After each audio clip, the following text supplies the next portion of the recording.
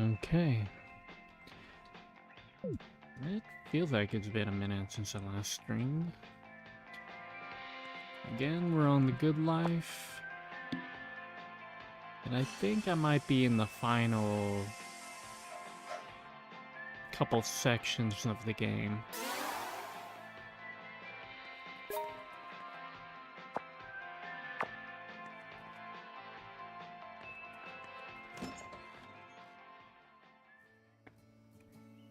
We completed Route A and Route B already. All there's left is Route C, and then it'll be time to pursue the... I guess you can say the good ending or something like that.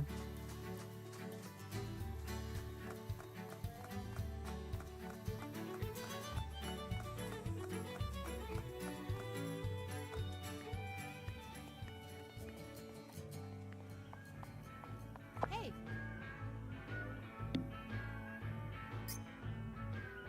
Well, we got $74.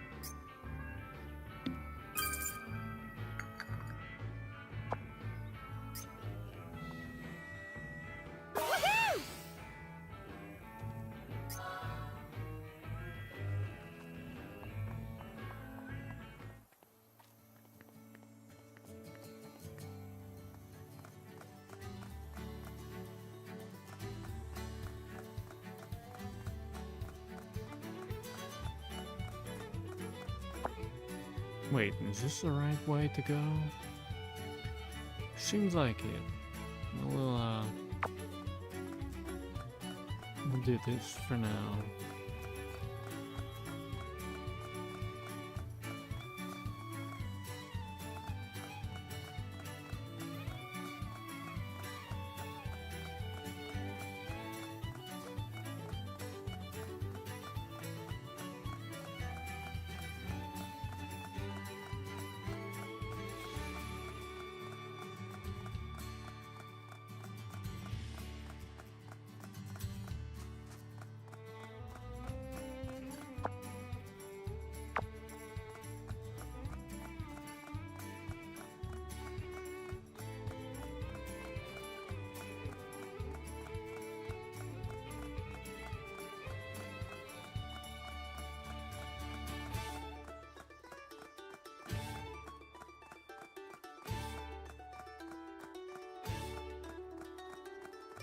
I think as far as my experiences so far with the game,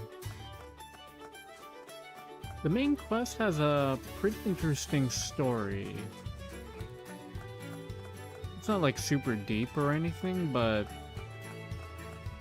the mystery has me engaged. The side quests aren't that compelling.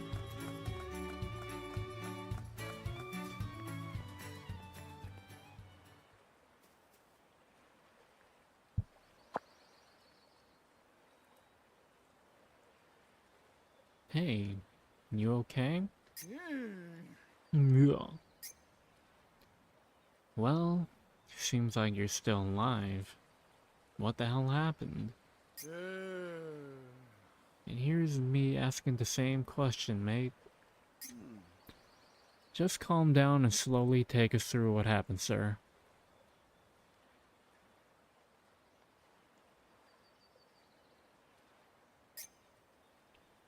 Yeah, and without screaming, if possible. Alright then, it started when?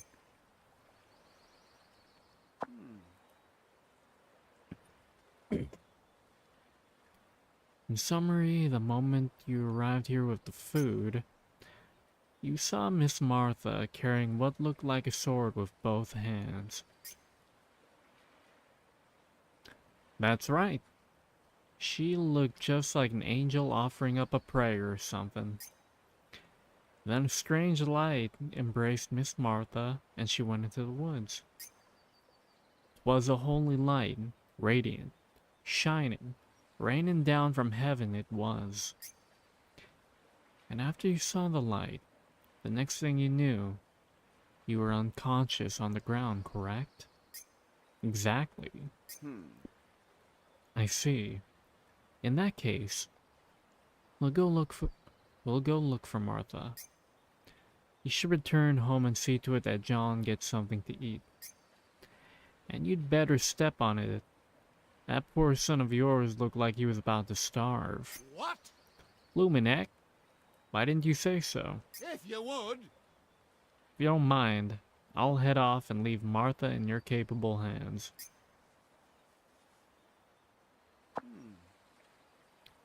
Looks like we've bought ourselves a bit of time, my dear Hayward. Time to continue our investigation. It appears that Martha headed into the Kingswood. In that case, we'd best look for the giant first. You actually believe there is a giant living in these woods? In a visual sense, I do. You saw the painting of the giant that Mr. White proudly had on display in his home, didn't you, my dear Hayward? Go to the same location and look out from the same angle. Are you saying that if I look at it from that angle, it'll make the landscape look like a giant? Well deduced.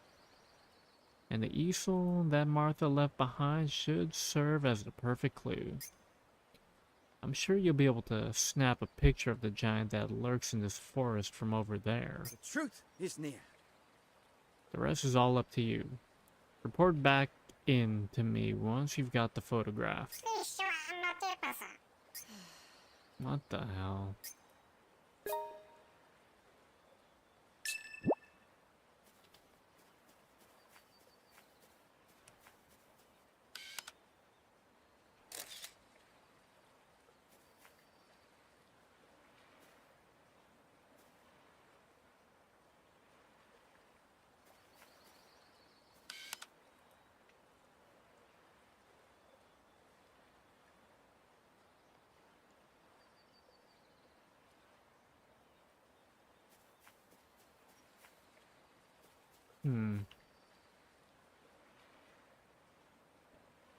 Okay, I got a picture of the landscape painting.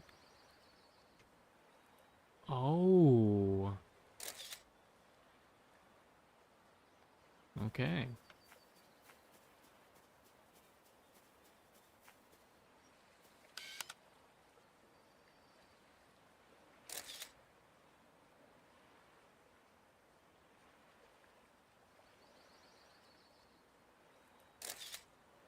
Let's see what Norwood has to say.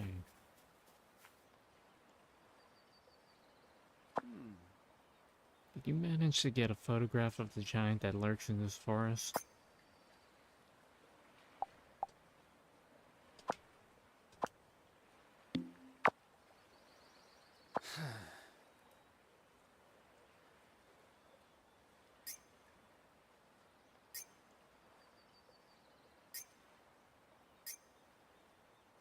Wait, I have to buy a zoom lens? I don't even have any money.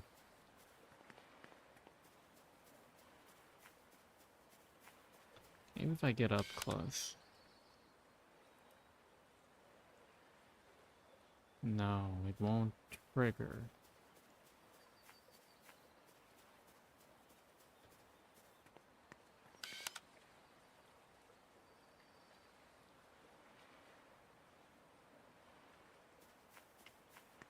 No. I might have to do that. Let's try the other photographs I've taken.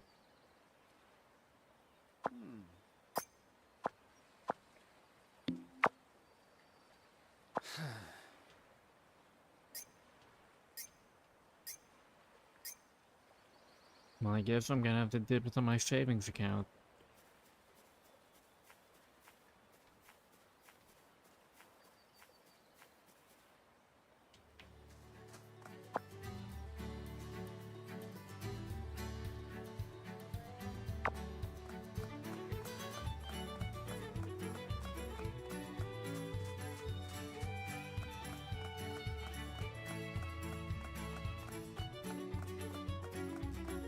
Wait a minute. The shrine. Yeah, baby! make an offering. No, I still wouldn't be able to make it in time.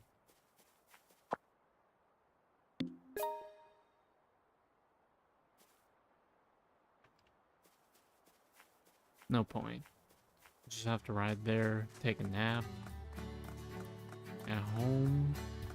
Yeah, baby! See if I can,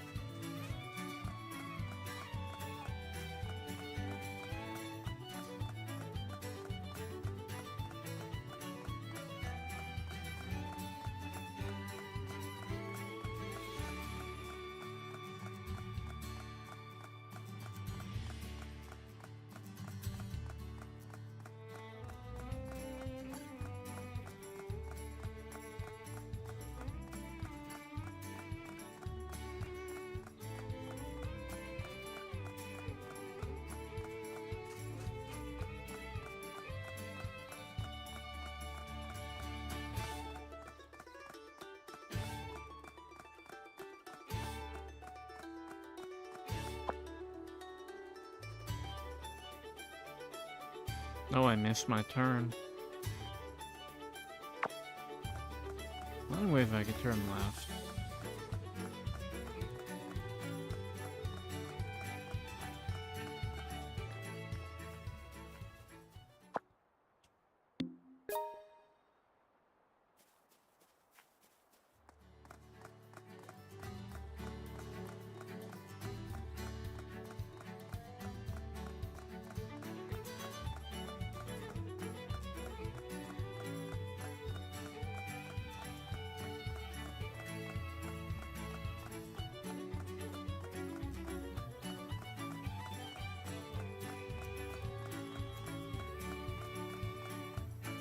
A part of me wants to live in a town like this.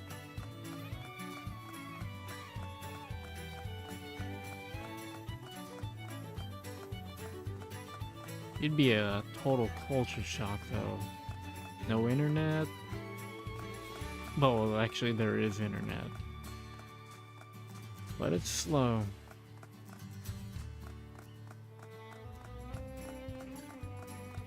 Not a whole lot to do other than hang out at the pub or at the cafe. Hey!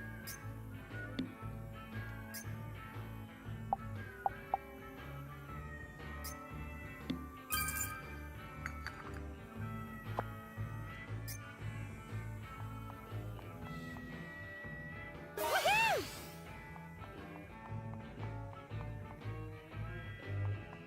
It grieves me.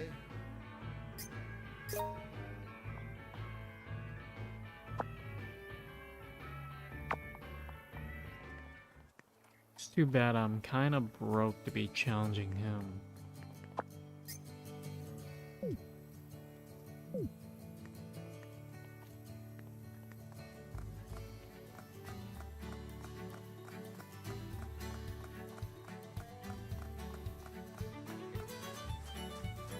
Most of the goods I have on hand aren't gonna sell for much.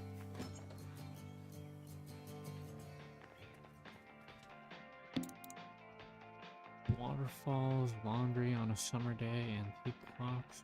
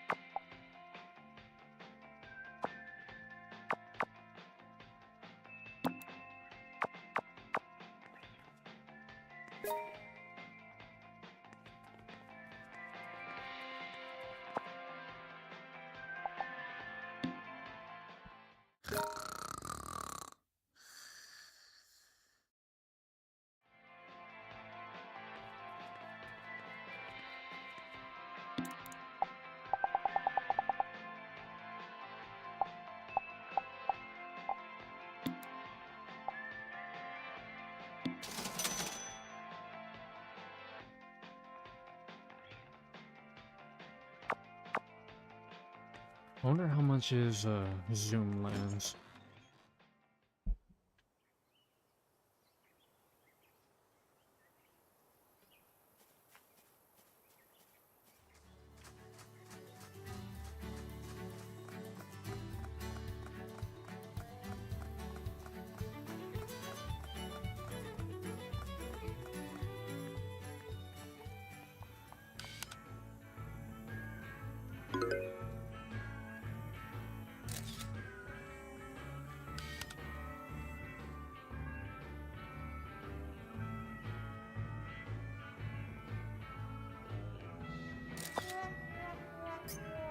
Oh, crap.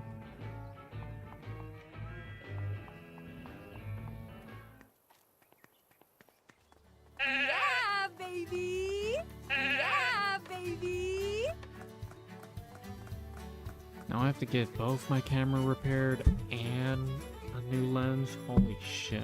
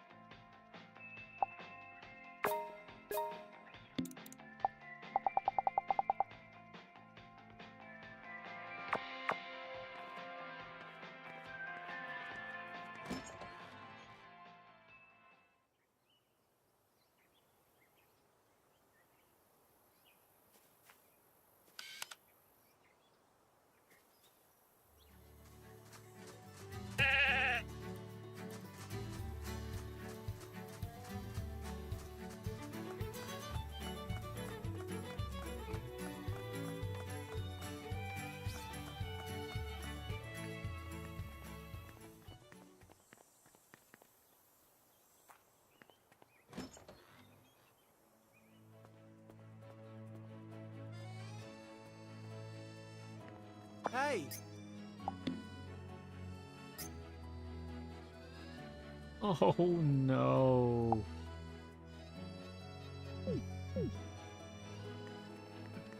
I'm gonna have to dip into my savings.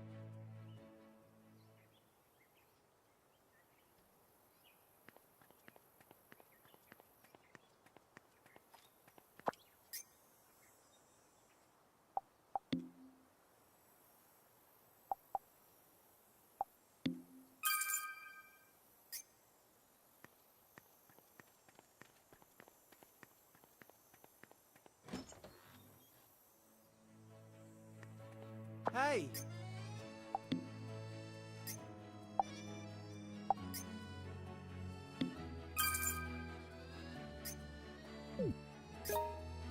Hey!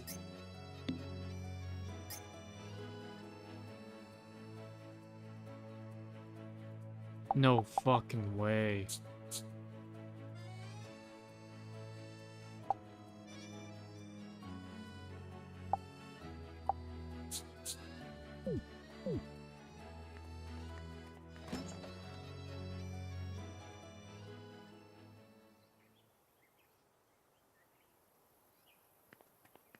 Guess no matter what, I'm gonna have to do side quests.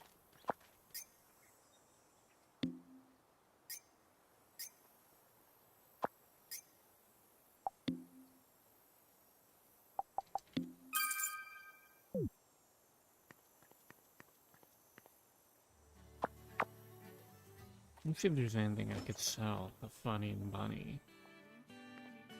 Oh, it's you.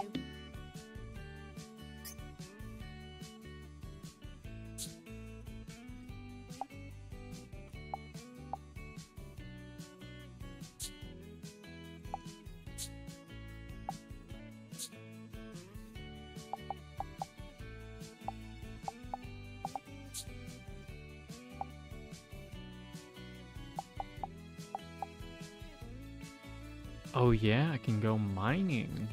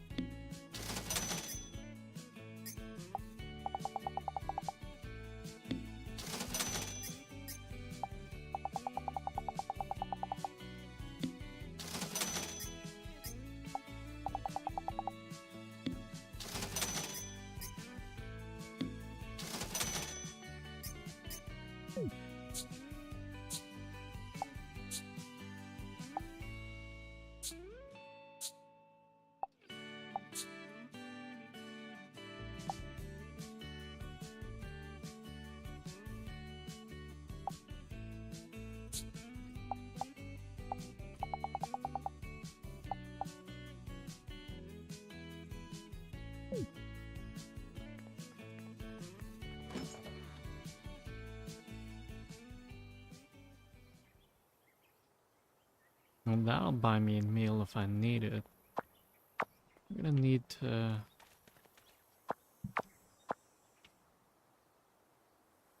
Right, this area has a bunch of boxes. We'll smash those.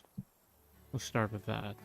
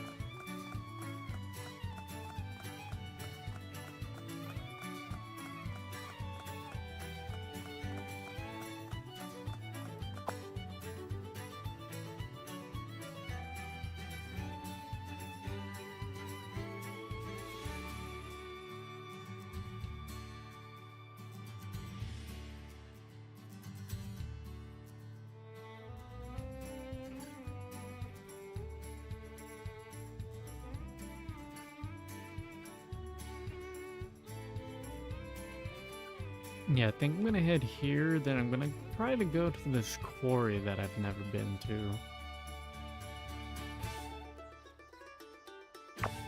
Yeah, baby! I could probably mine some golden nuggets, maybe. I need a telephoto from the sound of things, and that's like at least 900.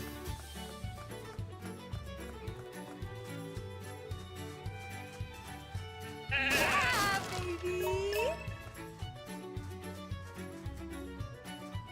I am getting fucked by the camera. Yeah, baby! Yeah, baby! But damn, I'm getting the goodies. Yeah, baby! It's probably one of those things where it has to be like one step at a time.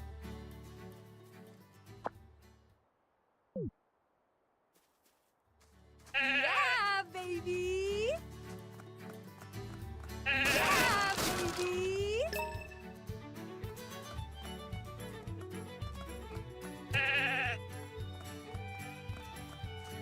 Yeah, baby!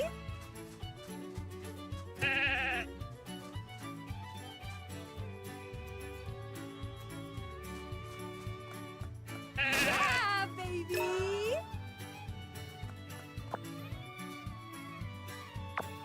Yeah, baby!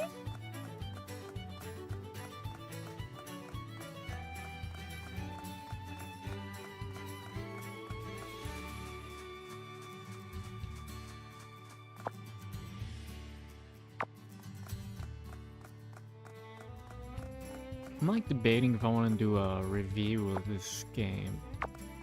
Only because there is like not really anything out there on it.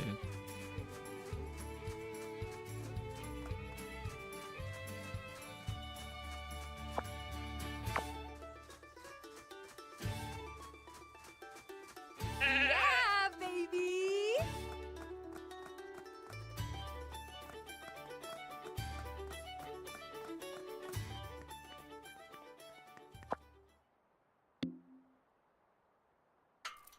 Damn, already.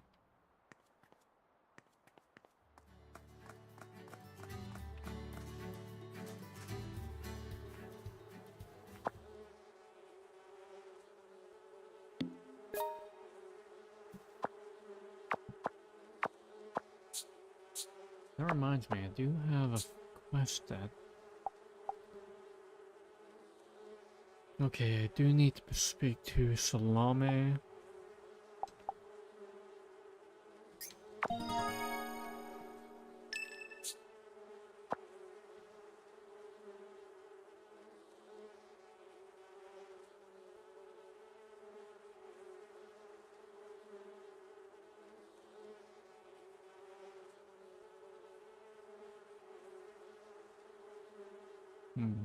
Nothing really.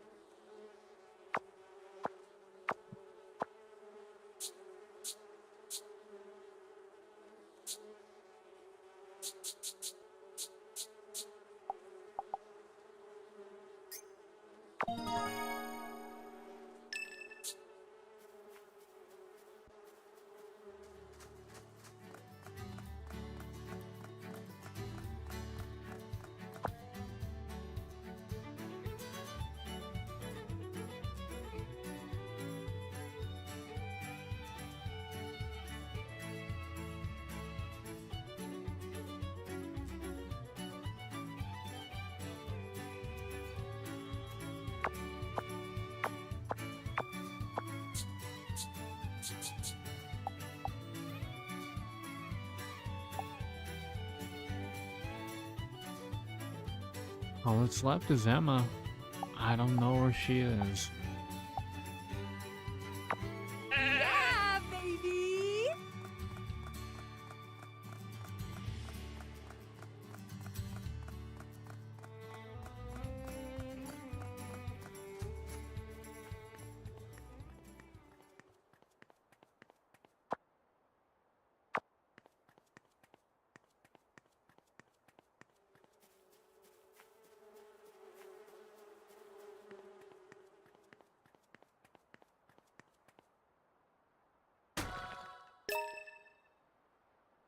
Okay.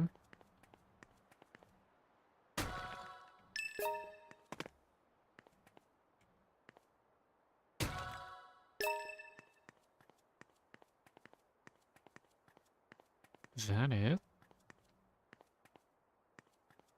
Is these 3 little fucking rocks?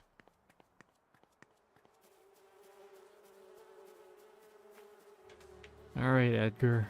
Let's ride.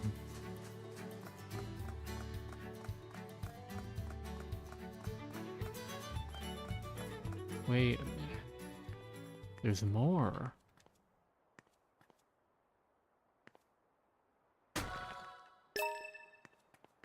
A small diamond.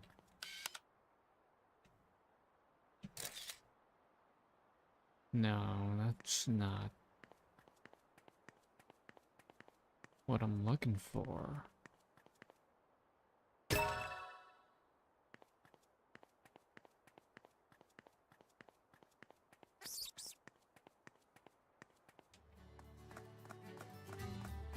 Yeah, baby. Oh, fuck, I forgot to...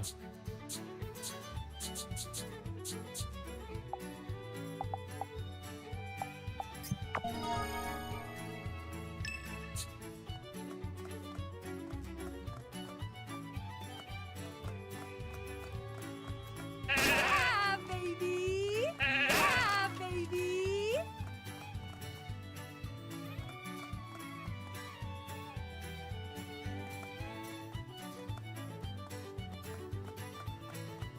Yeah, baby. Yeah, baby.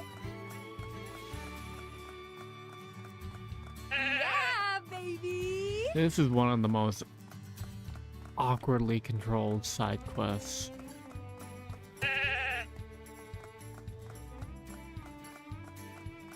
Yeah, baby.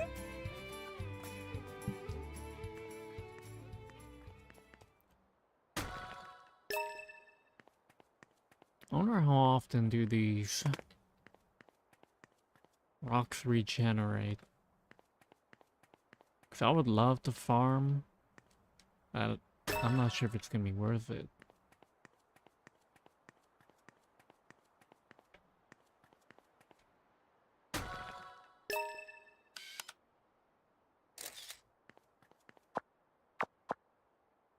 Wait, I need a wood mouse, not a brown mouse, right? Yeah.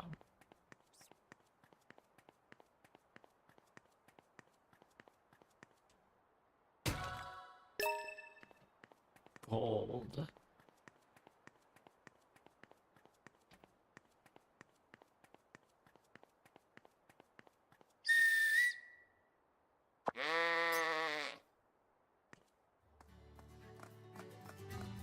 Yeah, baby.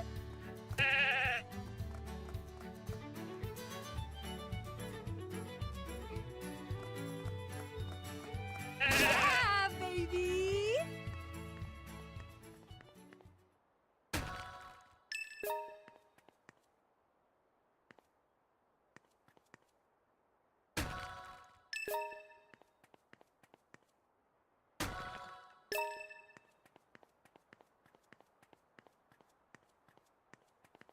Maybe I can refine these for something a little bit more expensive.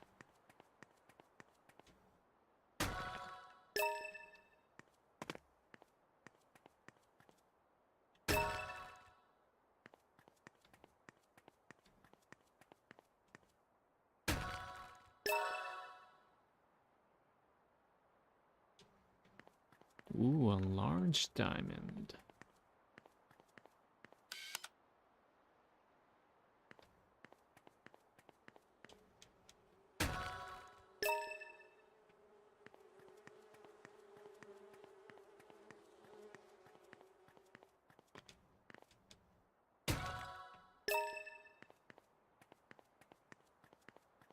It was a good idea to come here.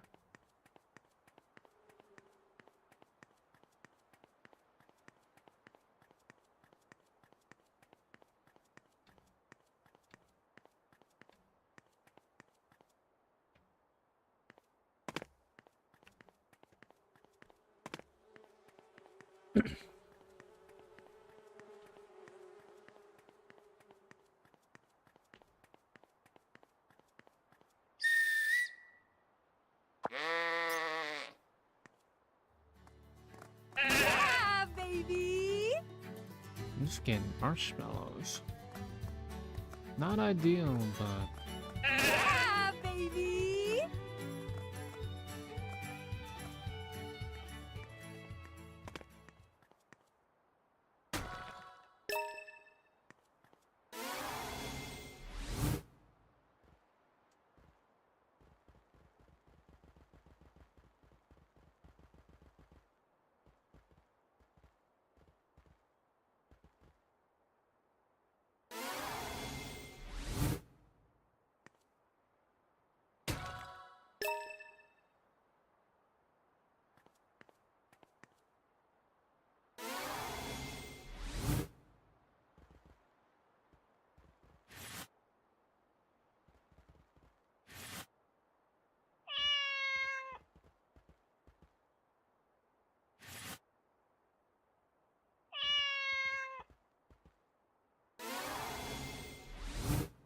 so cute.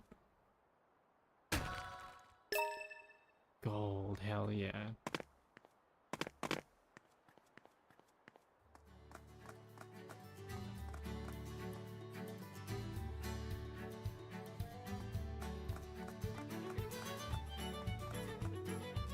Well, I'm just about halfway done breaking all my boxes.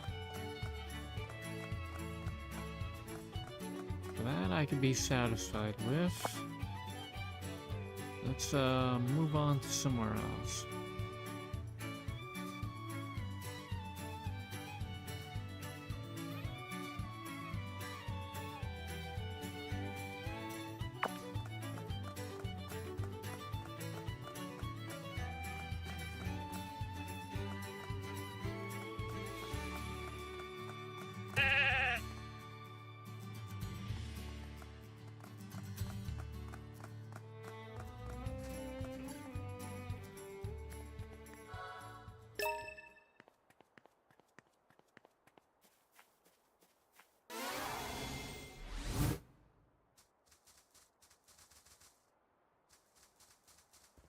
Crap.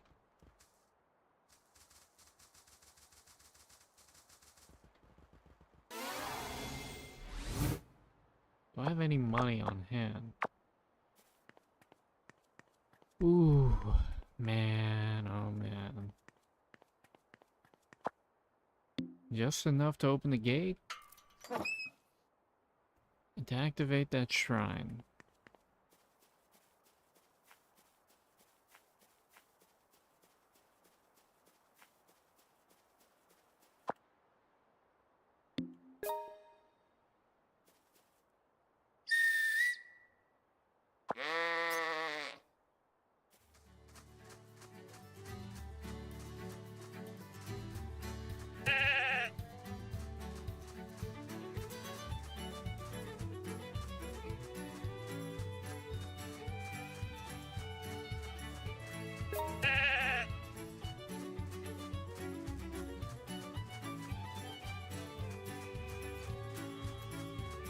Now, perhaps if I'm lucky,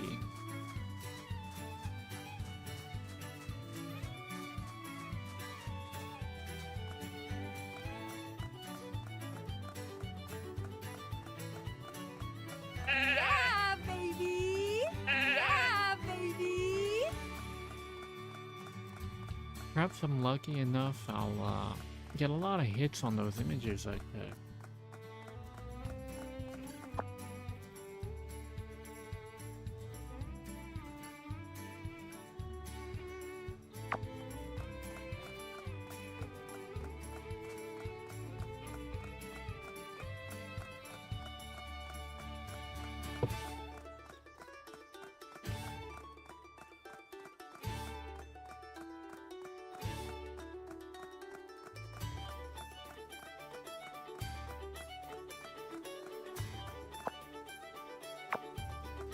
Yeah, baby!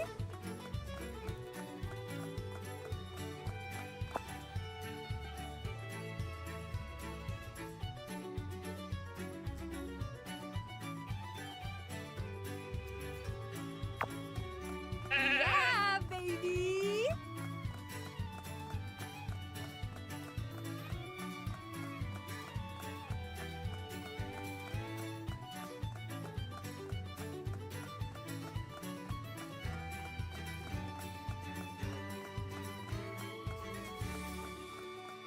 Yeah, baby!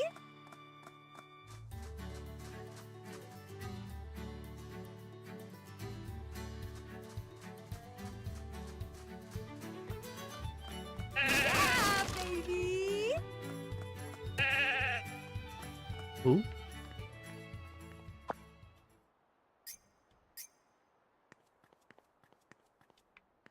Nothing of value was gained. Yeah, baby!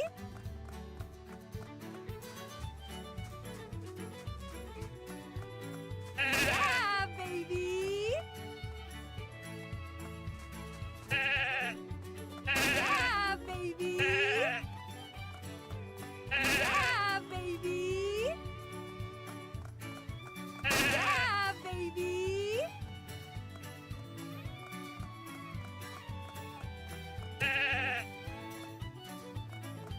Yeah, baby!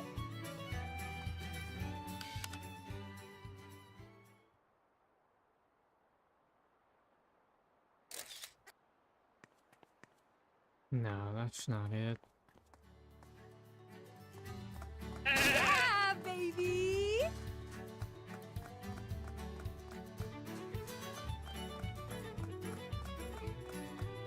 Yeah, baby!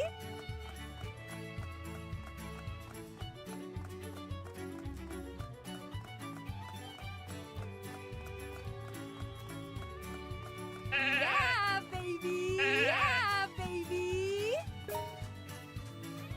Anyways, I'm near my house, so I should Yeah, just baby!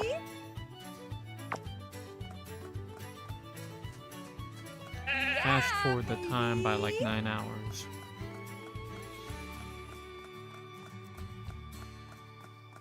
Ay, ay, ay.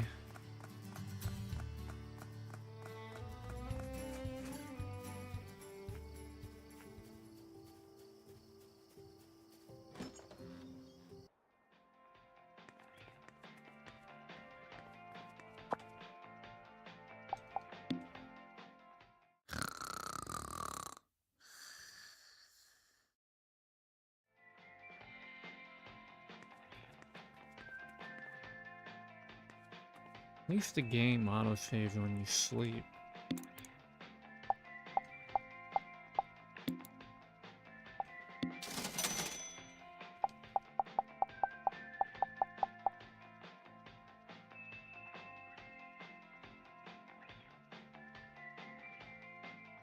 Laundry on a summer day.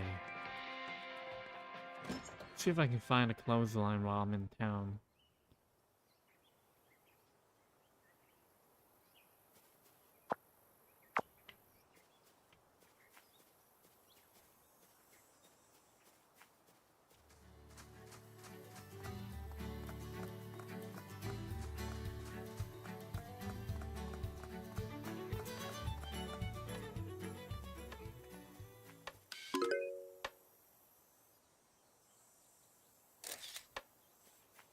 Perfect.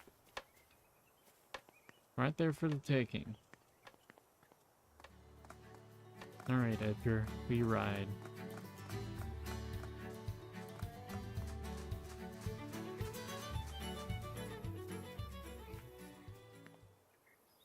So I can't go through the main quest until I buy a telephoto lens.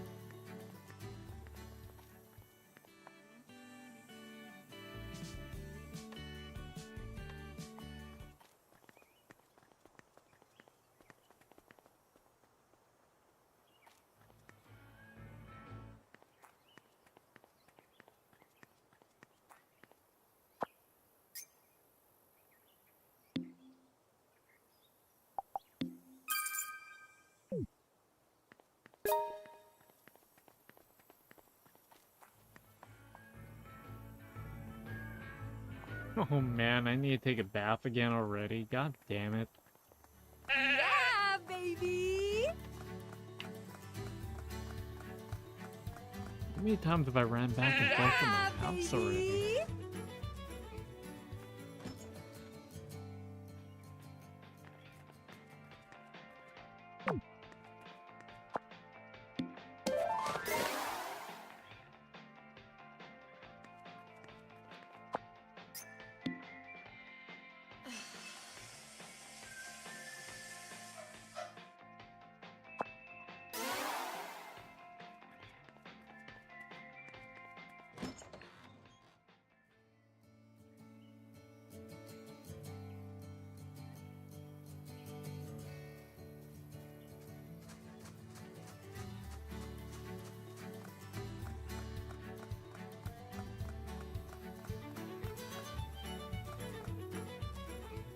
I guess I'll just try to make my way to the quarry again.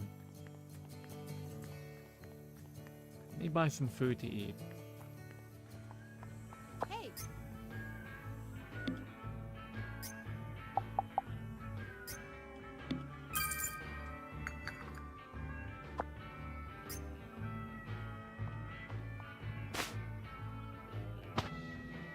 Woohoo!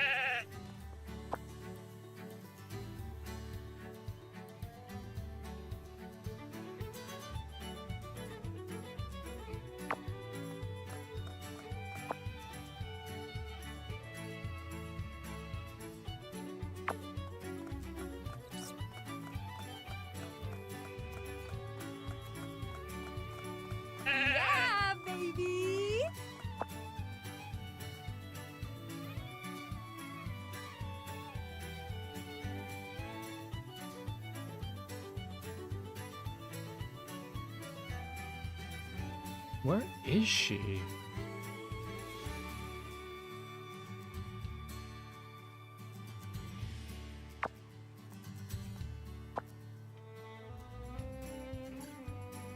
I hear her. Yeah, baby! Where Elizabeth died.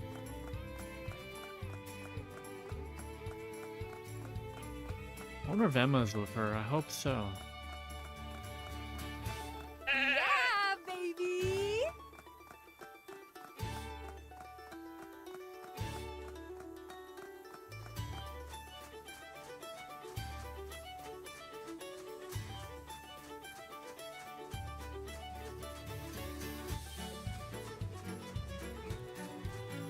Absolutely wonderful. We got it.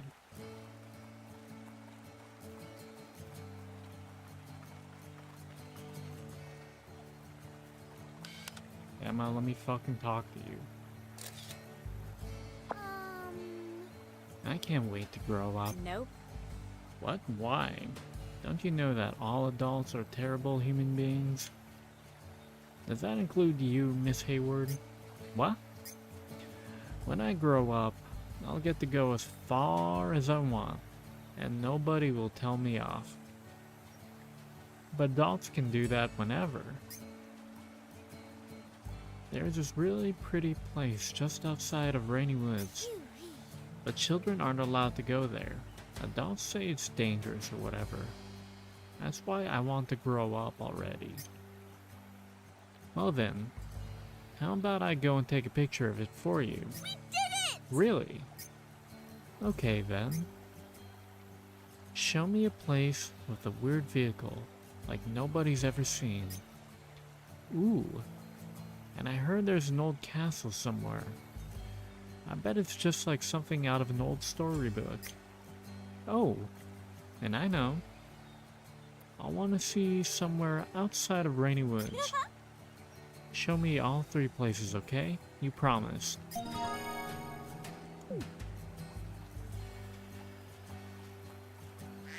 We got business to attend to first. Well, now do you understand the beauty of making offerings? Yeah. Nope. But I sure do understand the beauty of getting paid. Someday, I'm sure you'll learn, but for now, here's your reward. Thanks, as always. $7.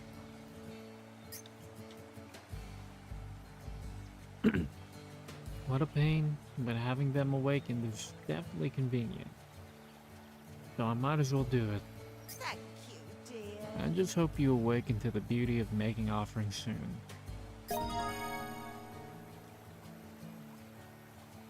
Yeah, I already got a couple of shrines already, why not?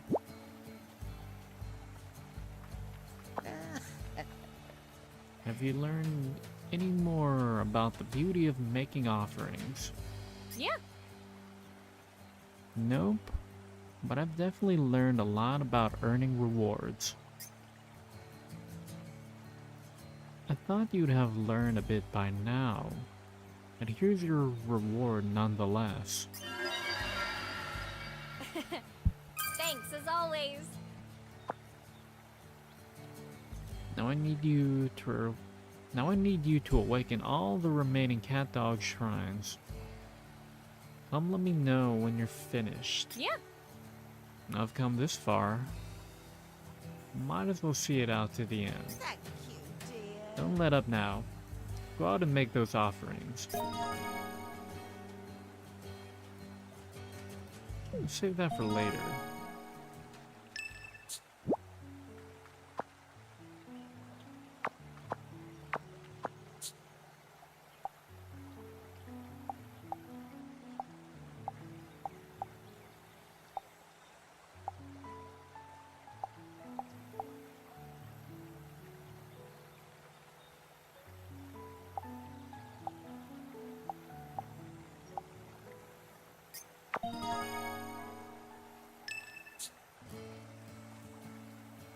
I need to awaken this shrine here.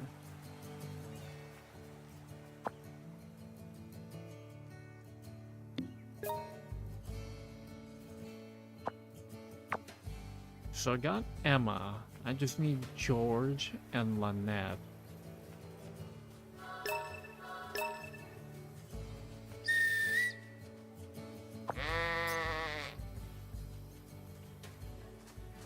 Hopefully... Wait, what is that? Pine Martins.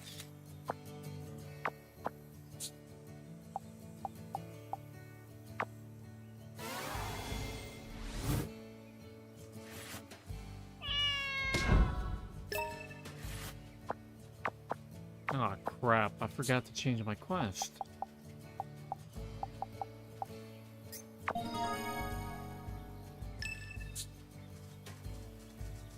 That one doesn't count now.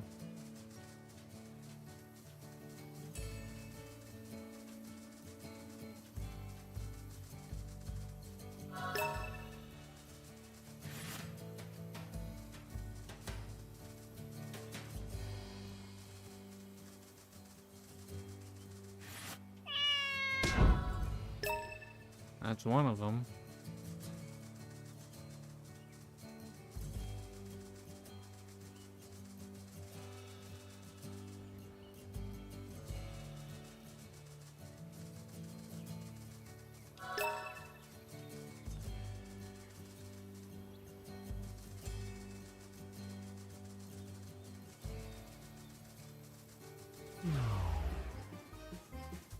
Oh shit!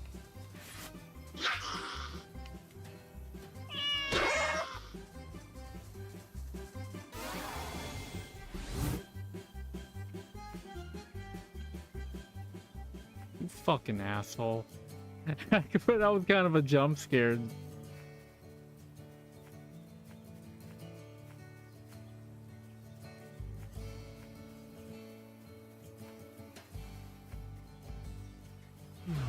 That shit woke me up.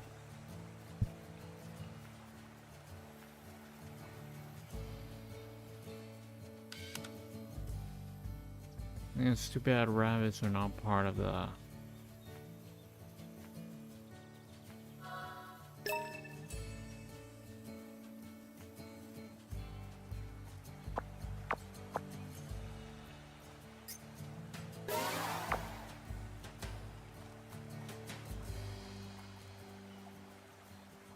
Just a tiny bit of HP, huh?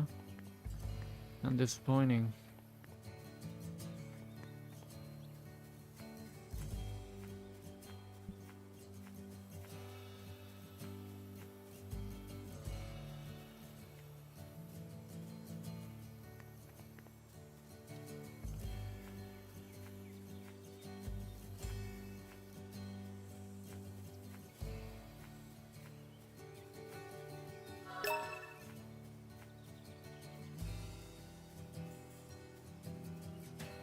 These guys are kind of hard to see if I'm not looking hard enough.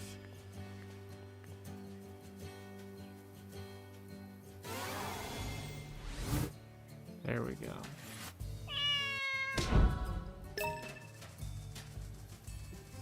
Oh, fuck you.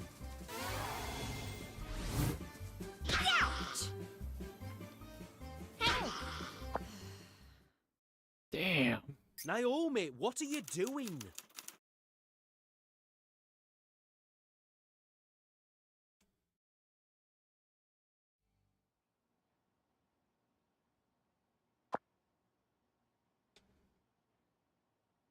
I took the necessary funds out of your wallet. You simply got to start taking better care of yourself, Hayward. Damn you! Hey, where'd all my money go? I thought you guys had free healthcare. Really, no. Isn't your survival worth that much to you?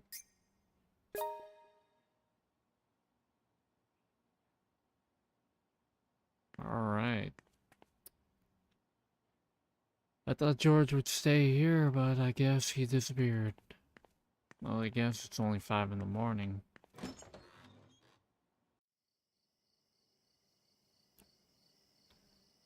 Nothing I can do about that. Alright. Gotta head home.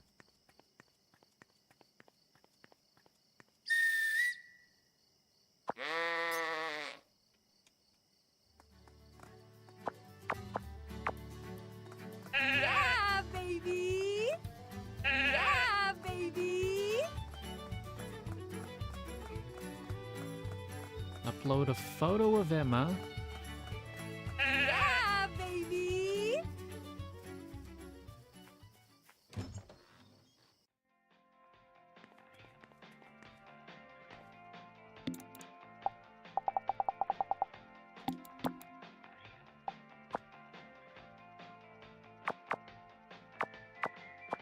I want to make sure that I have.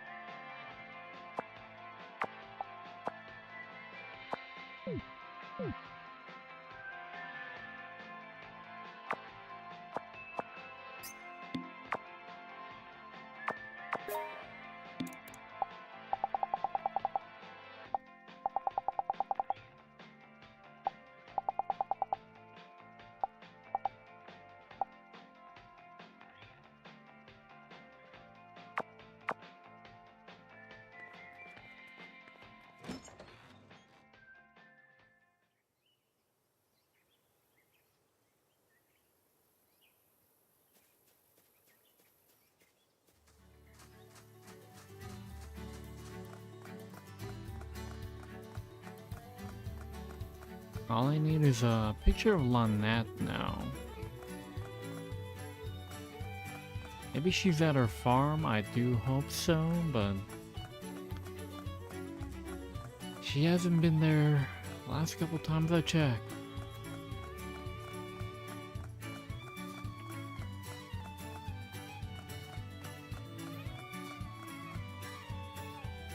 As I thought, she ain't there. But what if I change the active quest again?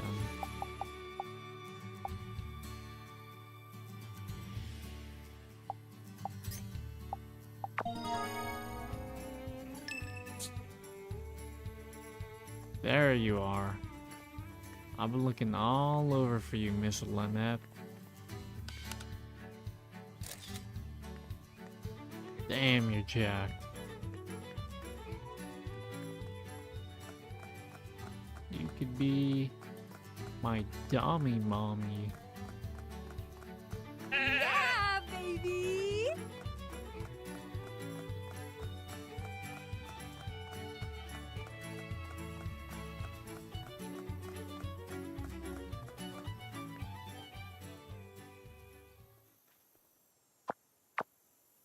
Where are the buzzwords?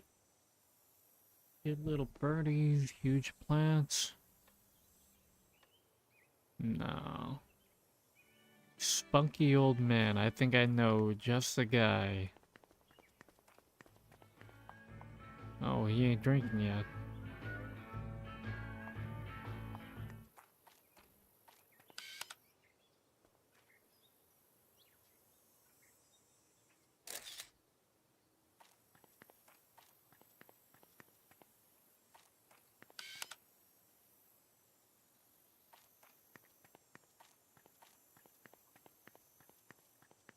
Damn, now I gotta take feet pics.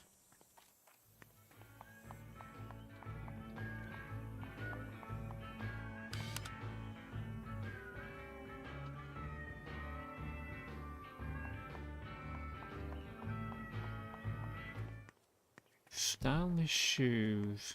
I don't know if this guy fits the criteria.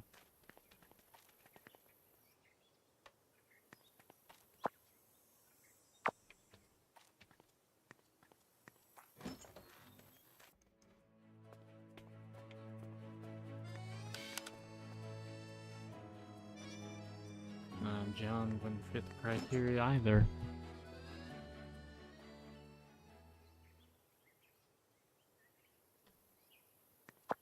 I think I'm wasting too much time here.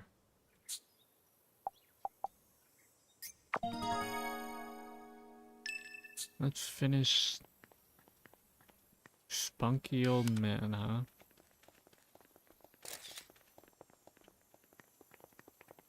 Well, you never know. Let's upload that photo, see if it works.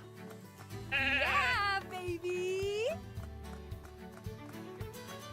Or maybe, let me take a picture of him in the act of drinking. Yeah, baby.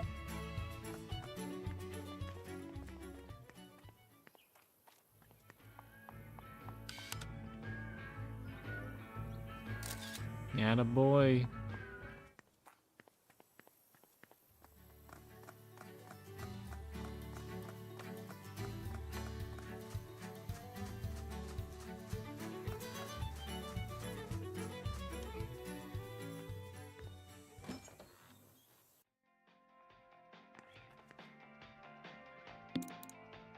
Alright, let's I don't think we need these anymore. Get rid of them.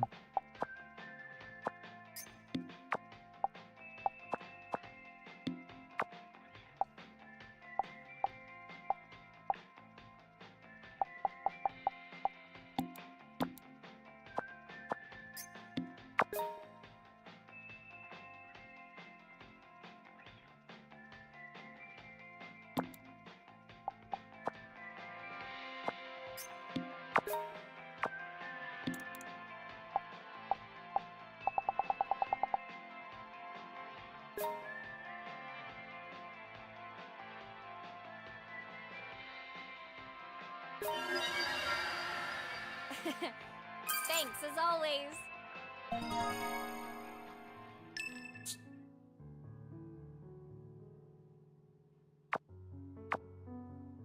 That kind of reminds me of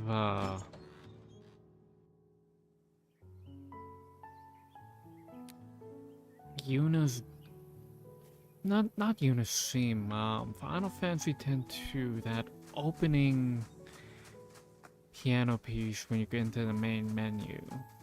Kind of reminds me of that. It ain't exactly it, but I don't want to do that quest just yet.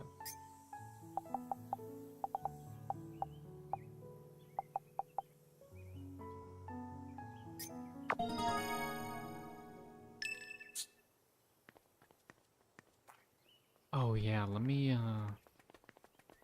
withdraw all my cash.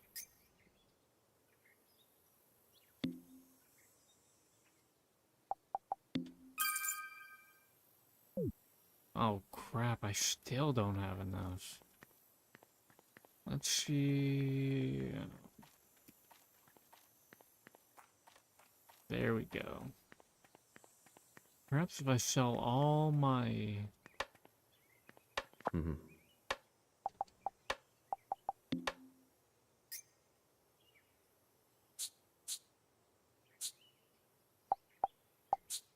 No, I have to sell it to Virginia.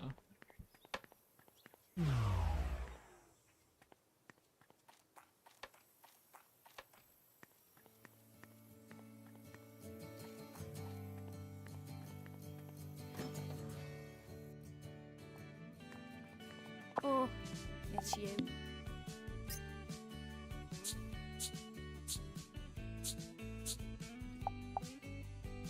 Well.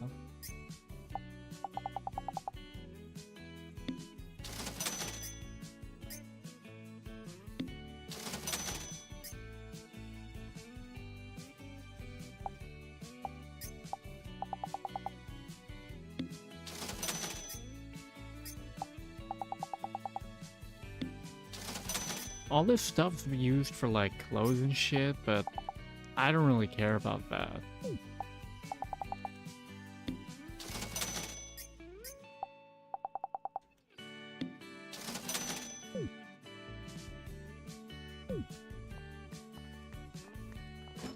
I just want to get my fucking lens and get out of here.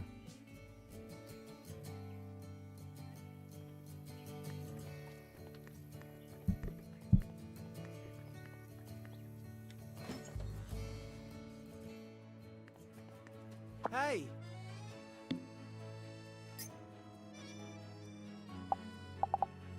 Oh, what?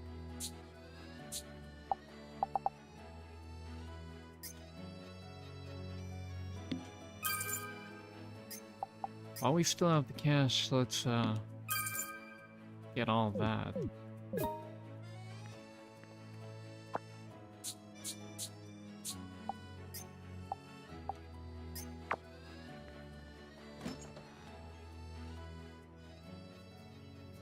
Deposit the rest of the cash I do have.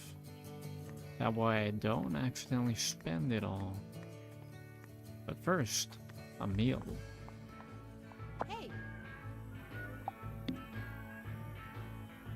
You know I got a little brother named David, right? He always eats crazy shit, saying it's for survival techniques or whatever. No way. Tree bark, bugs, snake hearts, bleh. seriously? So he's like a walking reality TV show. Everyone's free to eat whatever the hell they want, but like, David's menu is just I'm bonkers. stumped. If someone doesn't step in soon, he's gonna end up giving himself a bad dose of something that manky diet refused. Do you mind helping me make a proper meal for that thick sod? Wow. You know, you really look out for your little brother a lot more than I thought you would. He's the only family member I've got in this town. Like, if I don't look after him, then who will? Yeah. Okay, I'll bite. Gotta do a little public service every once in a while, right? Sound. First, bring me these ingredients. I'm gonna need 1 cut of rabbit meat, 1 turnip, 1 onion, and 1 potato. I owe you one. Hey, did you write all that down? Don't mess this up. I'll pay you for the trouble. Alright, I already got the onion. Hey, And the potato. Oh, that's what he wants.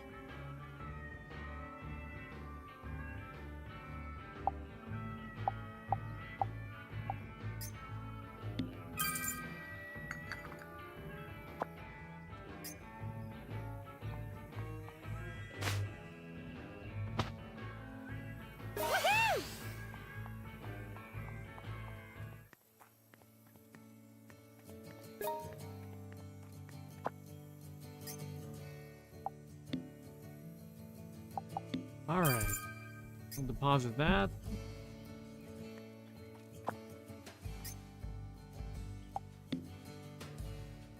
Deposit another 100.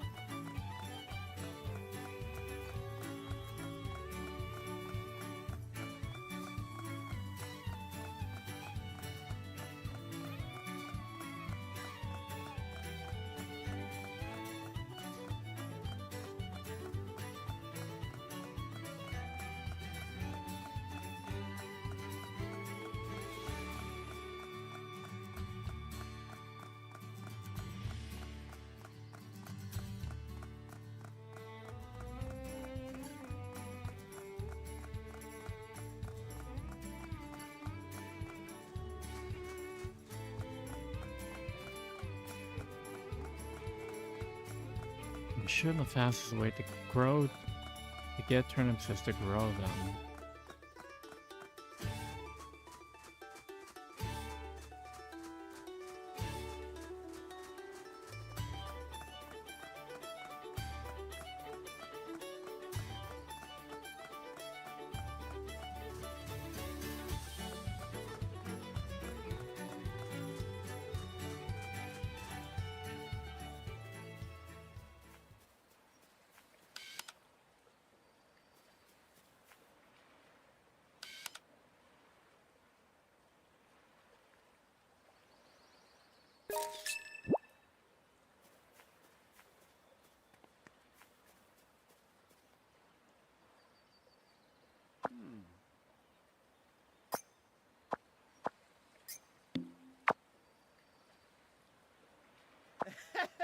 Brilliant work, my dear Hayward. This is irrefutable evidence. Evidence? Exactly. This photograph will force Mr. White to tell us everything. Come now, back to the White residence we go. Wait, I thought we were going to track down Martha. You're free to do that if you like. I wouldn't recommend it though. Grr. The truth is Well then. If you've no more objections to make, my dear Hayward, let us reconvene at the White residence. Ta-ta.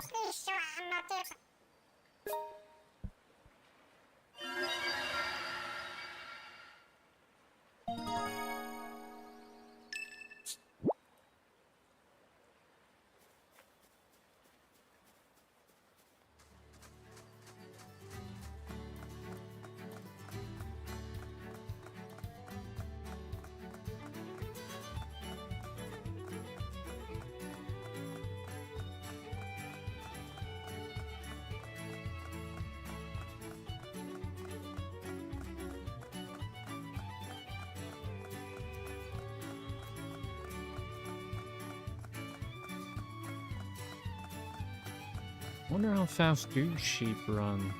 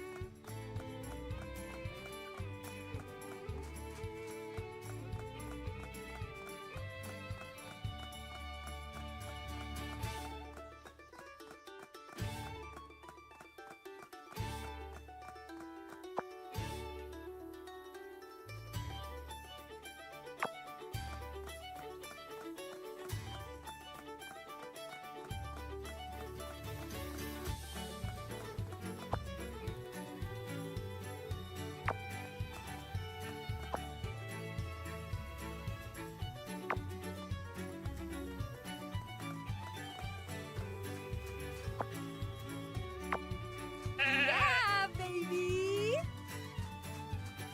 Yeah, baby!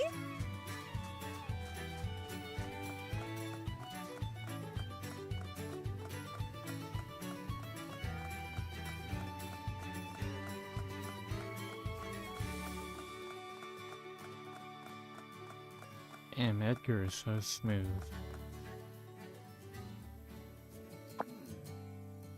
What took you so long, my dear Hayward?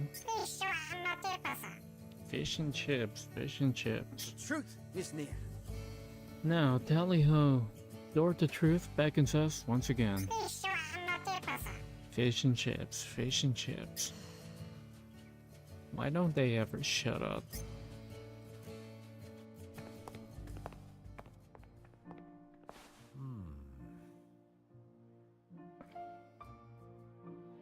How are you? Greetings, Mr. White. Today we have a photograph we'd like to show you. Go on and reveal the photograph to the good sir, my dear Hayward.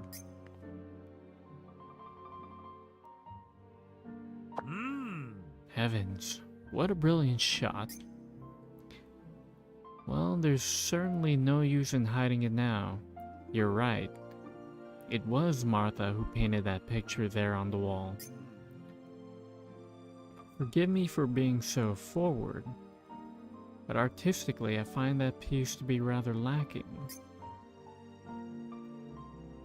How did it come to be hung in your drawing room of all places? Rudman and Martha first met 40 years ago. At the time, Martha was 21 and Rudman was still only 12.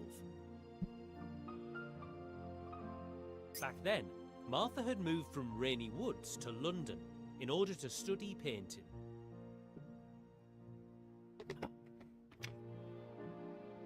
But after losing her parents in a tragic train accident, she was taken in by the White family.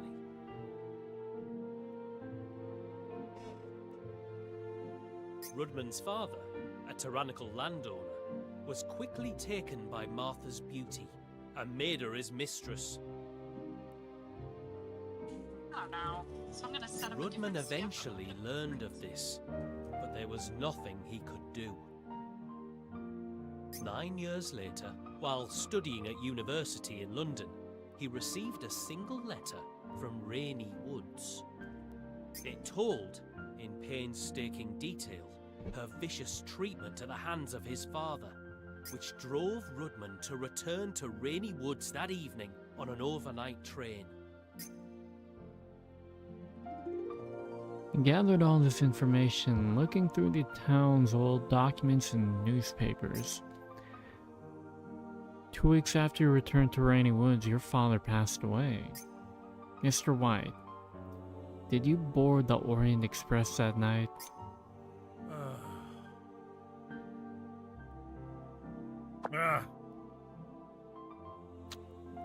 There is no statute of limitations when it comes to our country's penal code. Let me just say this. I've always fancied Poirot over Holmes. What? You gotta be kidding me.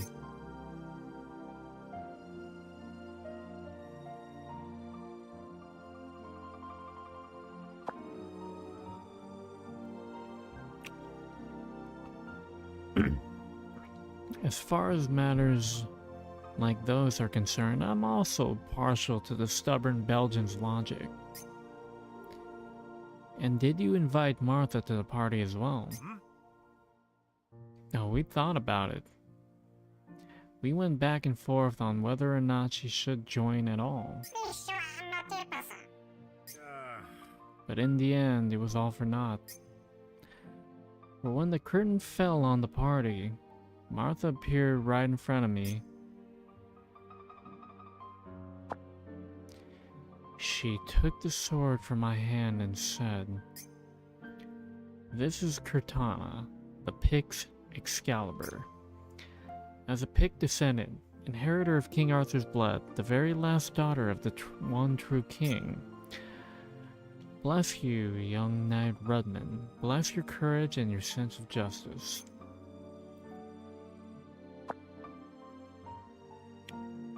Then, Martha fainted and fell to the floor right there.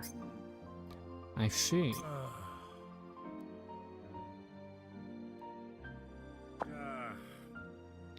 The rest of the story isn't much worth telling.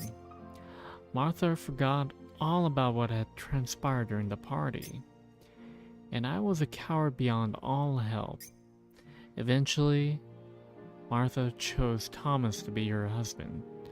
The two married, and she gave birth to John shortly after. What could I do but offer any blessing I had any right to give? Nope. Sounds like you got a pretty raw deal, old man. Preposterous! No, heavens no.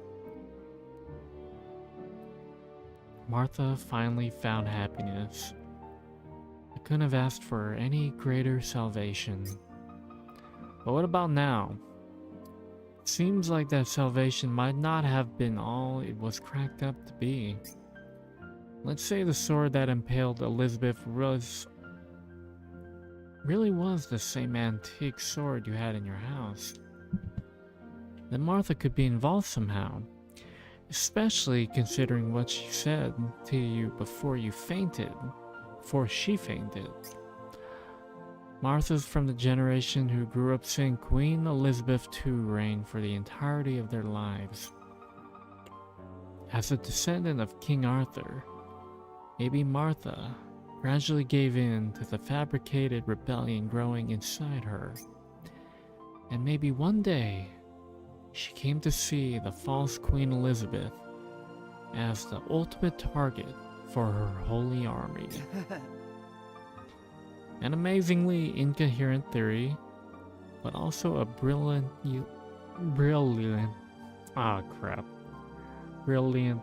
amusing one, my dear Hayward. It's not some stupid theory. Psychos commit revenges like these all the time in New York.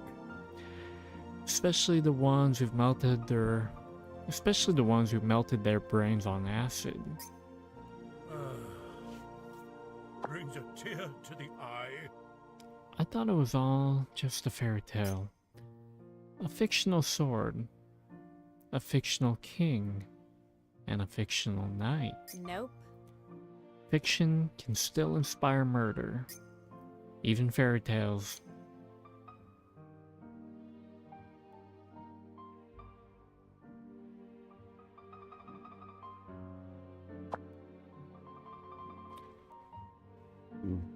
Excuse me.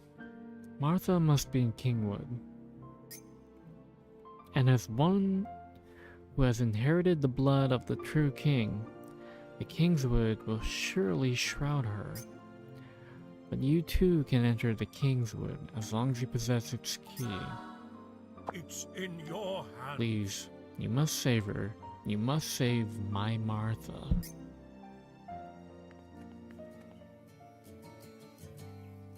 Whew. Dad told me everything.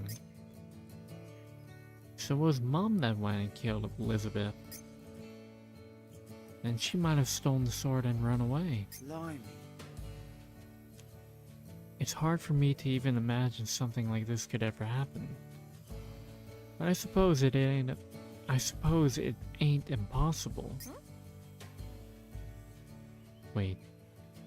Does that mean John's dad knows everything that Rudman knows? Well, this is a small town. Maybe everyone really does know about everyone else's dirty laundry. But you know what? I still believe in my old dear. She may cook up some pretty murderous dishes at times. And sometimes I'll find all my winter undies frozen to death from being left out on a line. But she'd never actually kill anyone. Nope. I'm surprised you were able to survive this long. Well, we're family, ain't we? No matter how clumsy any one of us is, we can always laugh it off. So next you see her, can you give her this for me?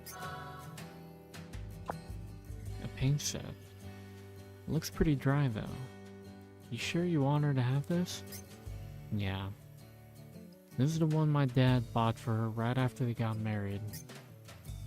The green paint's from a different set because that's the first birthday present I ever got her. Let me guess. You gave her your favorite color. That was quick. Come on. I was just a stupid kid. Get off my arse. But she really seemed to like it, you know?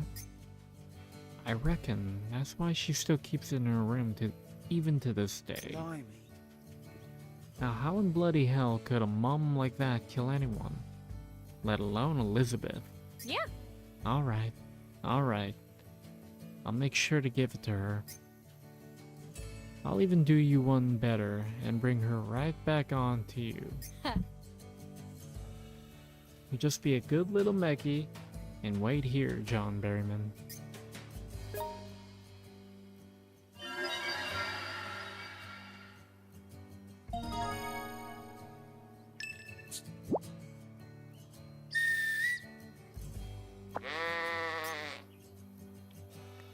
Alright, Edgar, let's ride.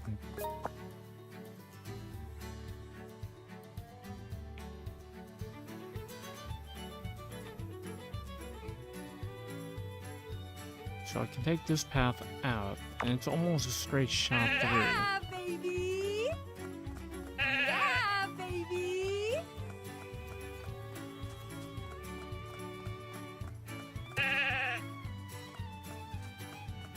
Yeah, baby.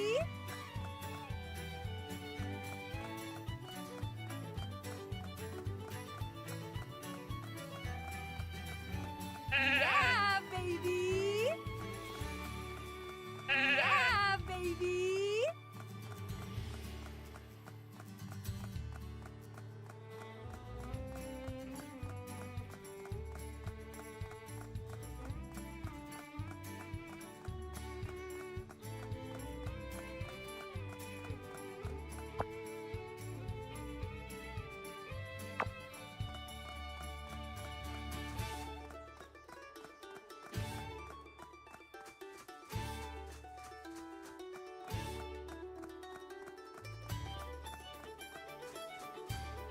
Oh, let me pay my respects real quick.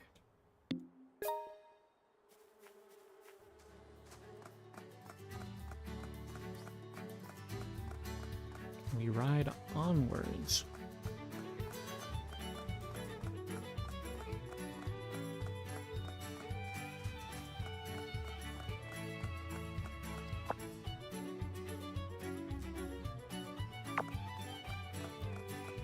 Yeah, baby.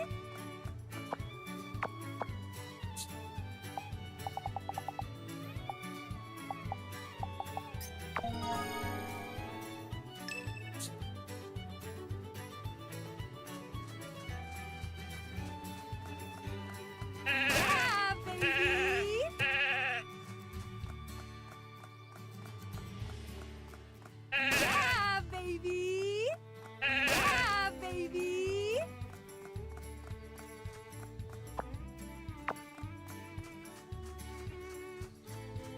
Yeah, baby.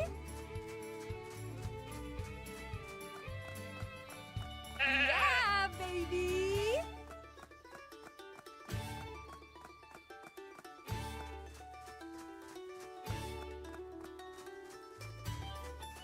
Oh, that shrine. I forgot about that. Actually, it's kind of hidden. How did you think about it? Alright. Go back to that quest.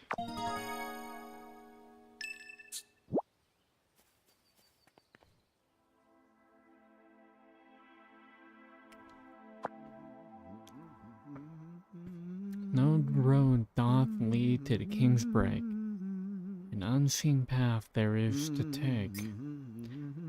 Yet since the path can't be perceived, you will arrive right as you leave. Creepy as hell, right? And they just started singing it out of nowhere. Unbelievable. Why? It's elementary, my dear Hayward. The song is a survival guide to the Kingwood. It means finding the unseen path is the only way for one to get through the woods. The unseen path. Dogs are capable of sensing that which humans cannot, yes? You already found out I can turn into a dog too?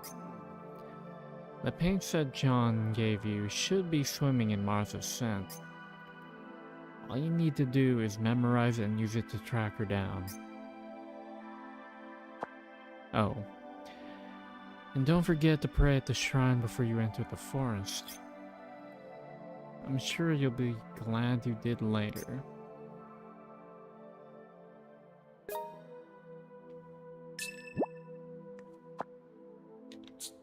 I don't know what that's about, but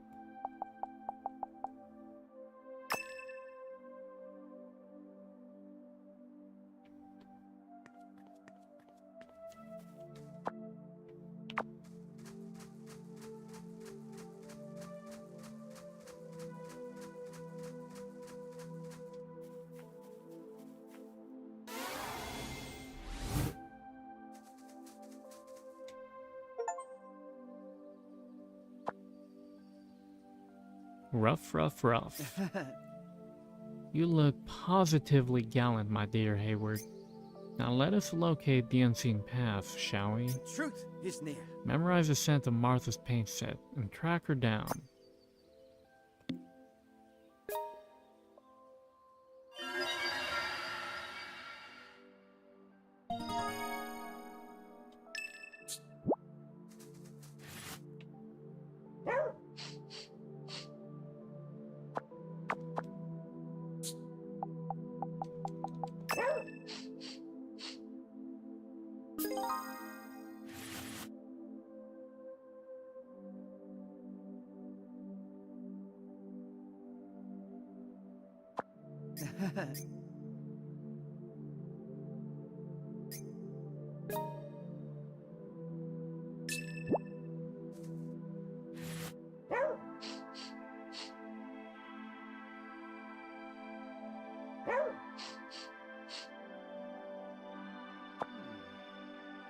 Behold, my dear Hayward, new footprints. We must be hot on Martha Behrman's trail. But I must say, this wood is a thick one. Keep your wits about you, and let your sense of smell guide you onward. Fish and chips. Alright, alright.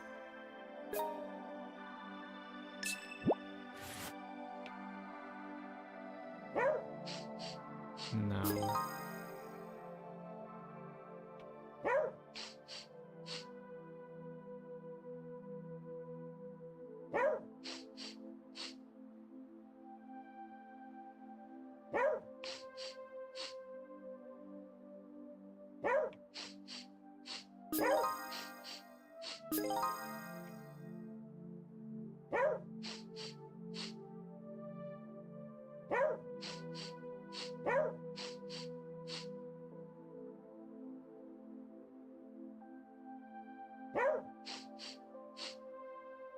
There's a lot of sense here.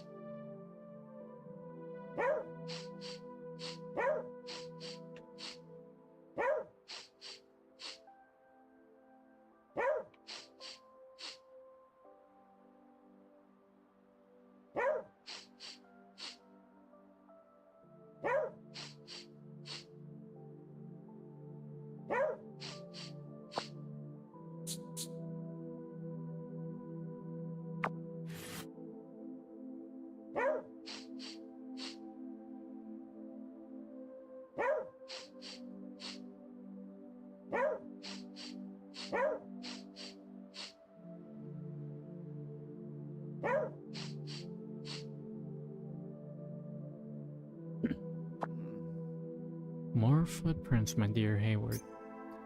Judging from their size, shape, and gait, she must have been in a bit of a hurry. She knows exactly where she's going. We need to catch up fast, but look at all this overgrowth. Only your nose knows the true way through this forest. Don't lose sight of Martha now, my dear Hayward. Fish and chips. Don't lose sight of her. But you told me to use my nose. Whatever.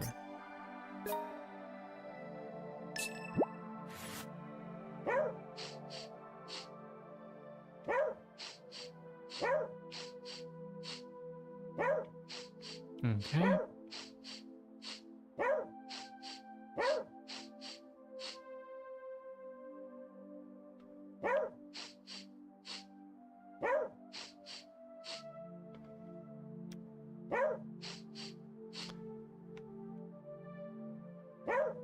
I could try to go off the beaten path, but I'm pretty sure it's just gonna make me restart at a checkpoint or something.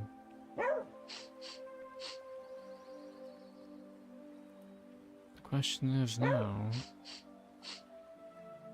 No. Is that it? Right there.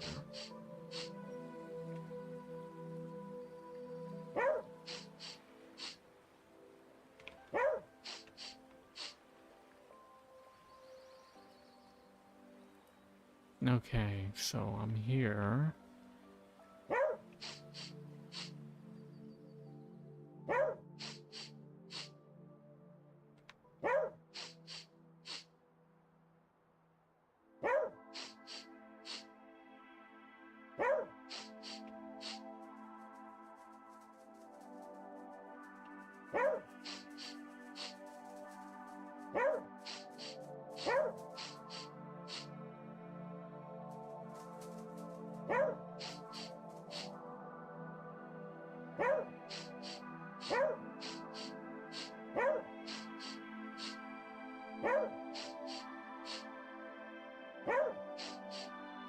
Getting very close.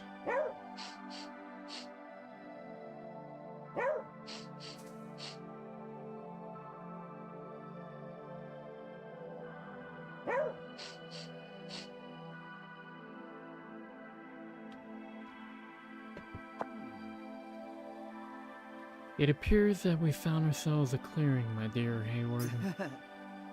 I knew I was right to put my trust in your keen canine snout. Aw, you're just saying that. Still, there's no telling when the weather may change and cast that scent trail into the abyss. We need to keep our wits about us. Or else. Let's make haste. Fish and chips.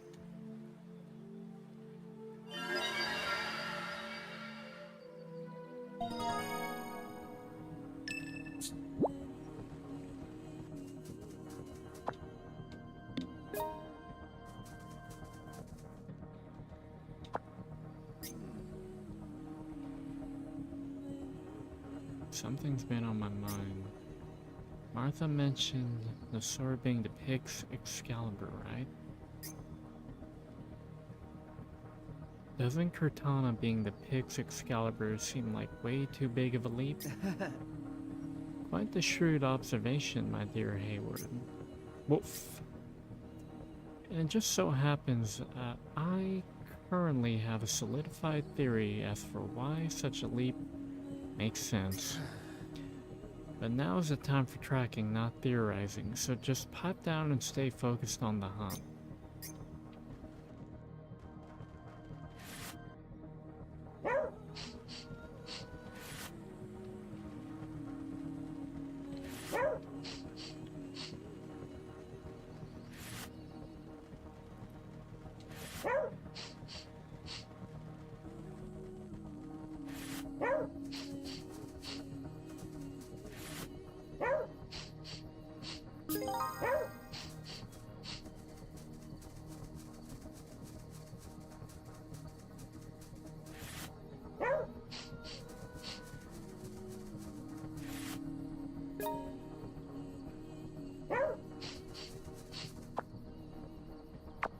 Almost to the royal tomb now, are we?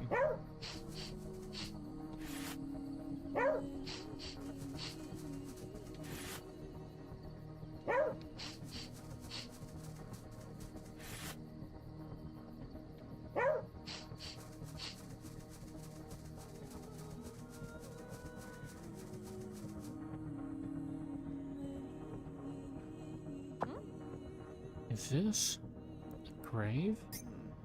Indeed, this is the royal tomb. Every nook and cranny of this mausoleum is filled with intrigue. Look up at the sky, my dear Hayward. Seriously? Holy crap. Fascinating. I'm far from being an expert on the occult, but I feel this barrier may be some type of black magic. For whatever reason, the royal tomb exists in a zone of perpetual night. Unfortunately. It's times like these in which I wish I could enlist the help of the great Flaxman Low. Oh, jeez. Don't think so hard about it. We're basically inside a big natural planetarium, right? Your ideas are always so novel, my dear Hayward. Perhaps you can use that mystifying imagination of yours to solve our next mystery as well. Our next mystery? Spirals mark the true king's tomb. Scrawling waves of ancient doom. Riddles alone protect the treasure, so try to tie what craves a tether. Oh yeah, the creepy song had more lyrics to it. You want us to use some stupid kid's song as justification for raiding a tomb? Finally. And I thought nothing fun would ever happen out here in this hellhole.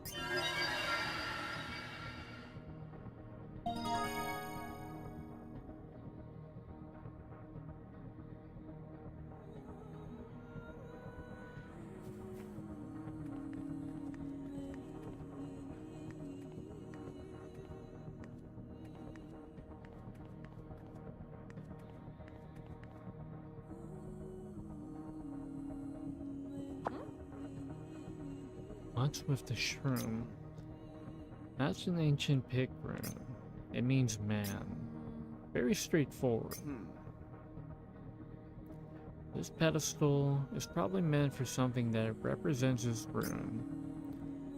But I think this one's a bit trickier than it may look. You think so? It's asking you to put on the pedestal something that can instantly be recognized as a man, you see.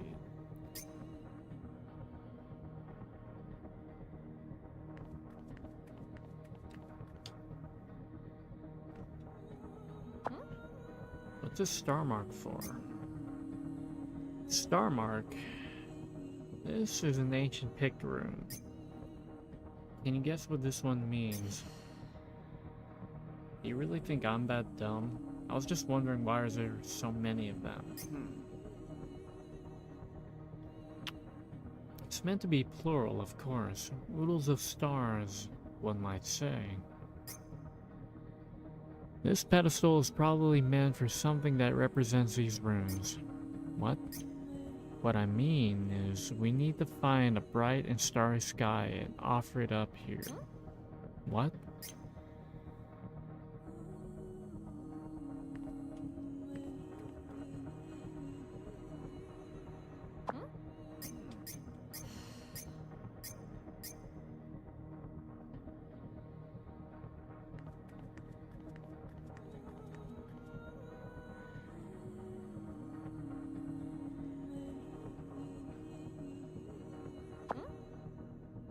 What's with the round and squiggly thing? Those are ancient pict runes. Time and energy, that's what they mean. Seriously? Really? But they just look like patterns. As does the alphabet. This pedestal is probably meant for something that represents these runes. What? What I mean is, we need to find something that represents the flow of time and place it here. What?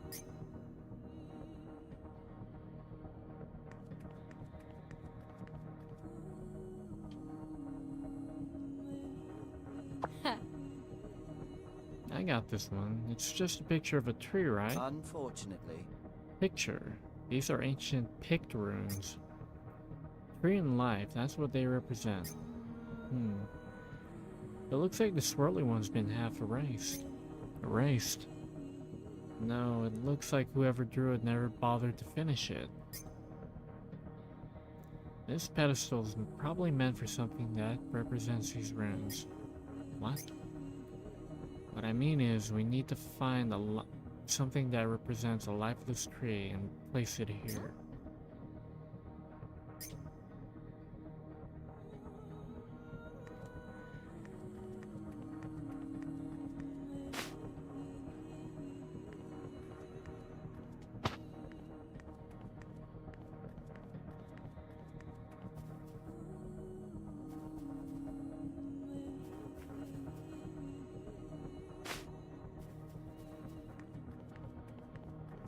Okay. So everything is nearby. That makes it easy.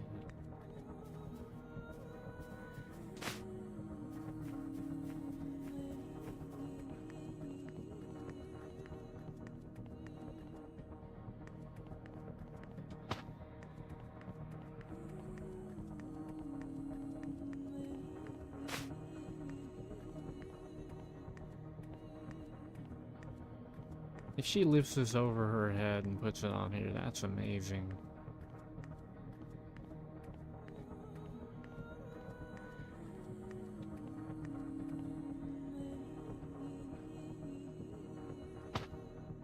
Okay.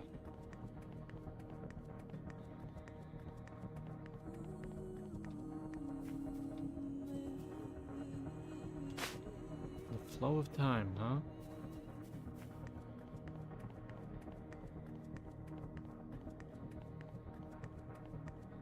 Be like water.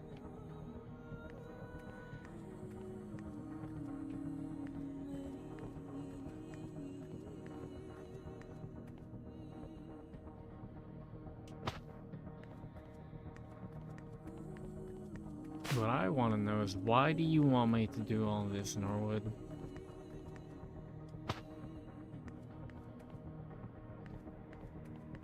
What skin do you have in this game?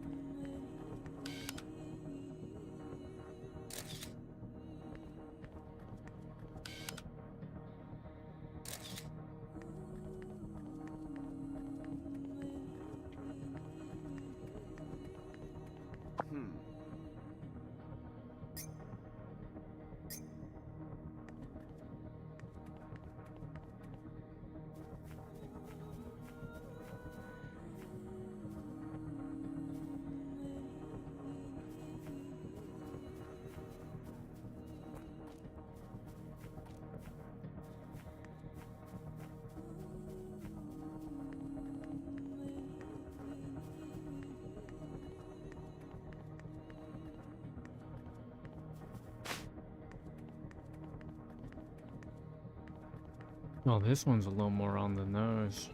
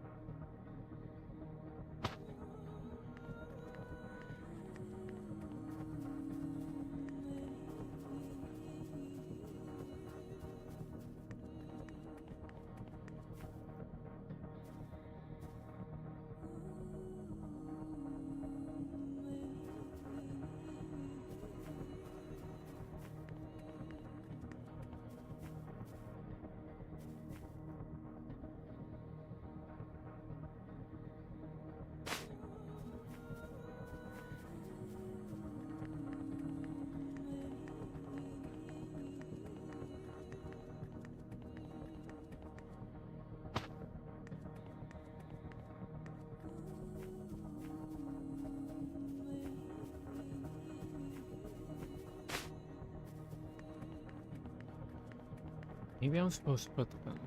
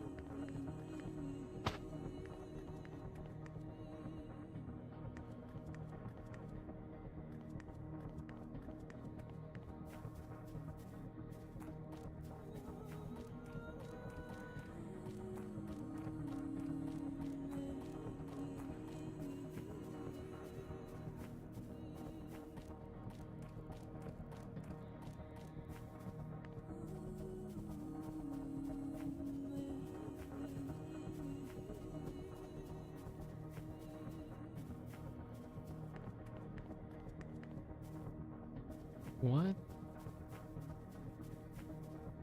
is going on here?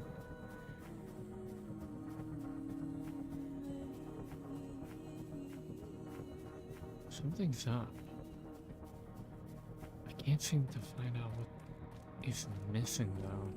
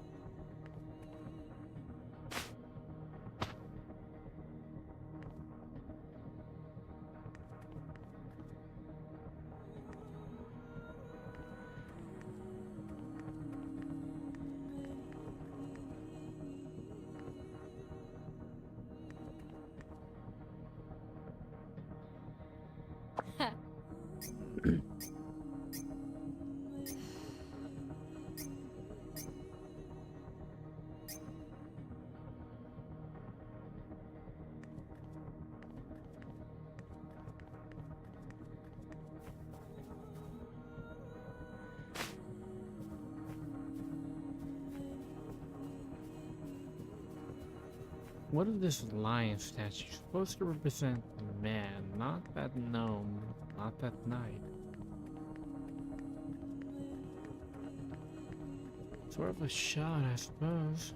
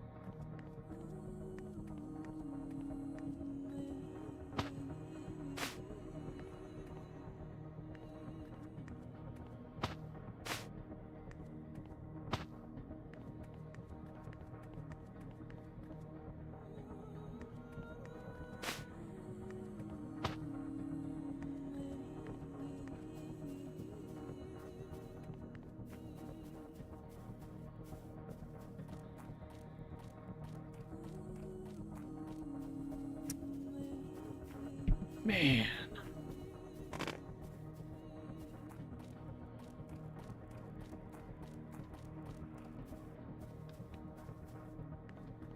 Whoa.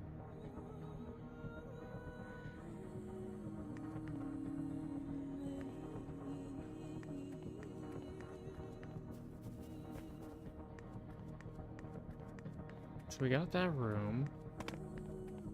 Is that it? No other room?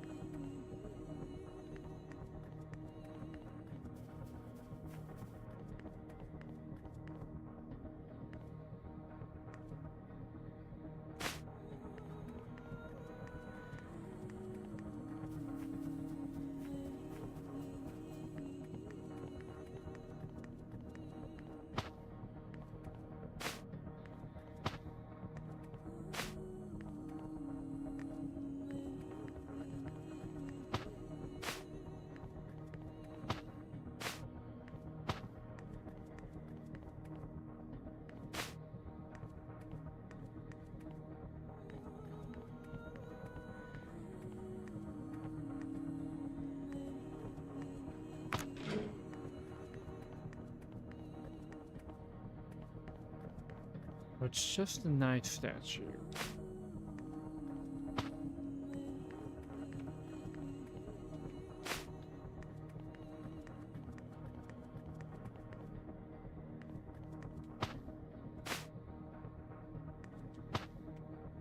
Can't be that.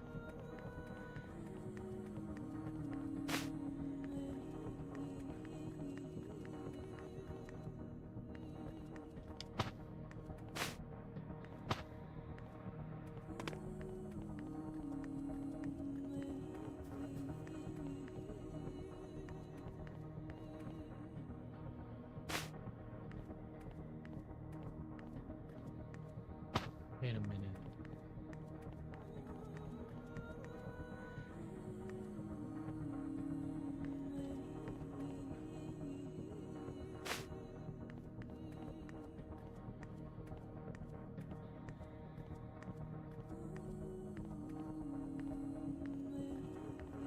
See if this works. Not, I'll put that wood. Maybe it's looking for a dead tree in its most literal form.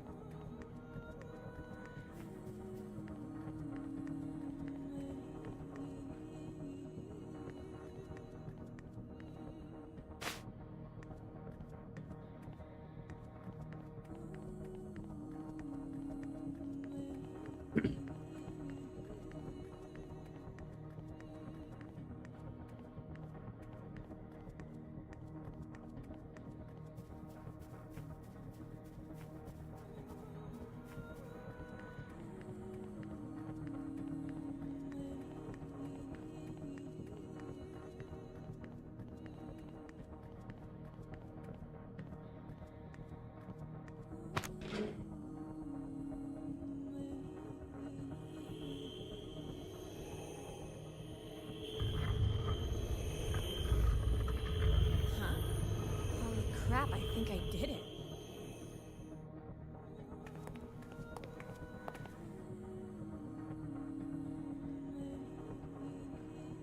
You're all mine now.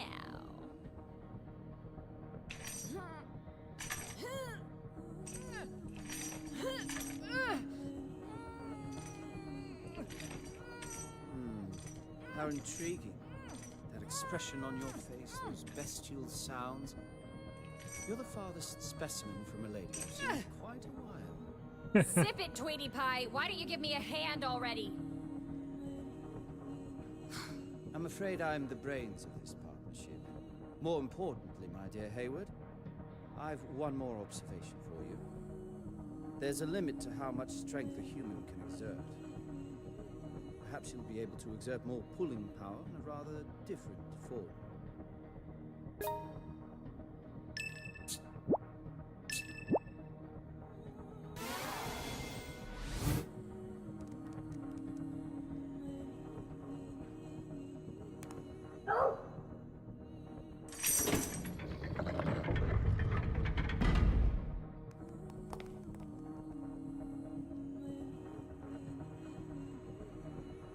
What the hell?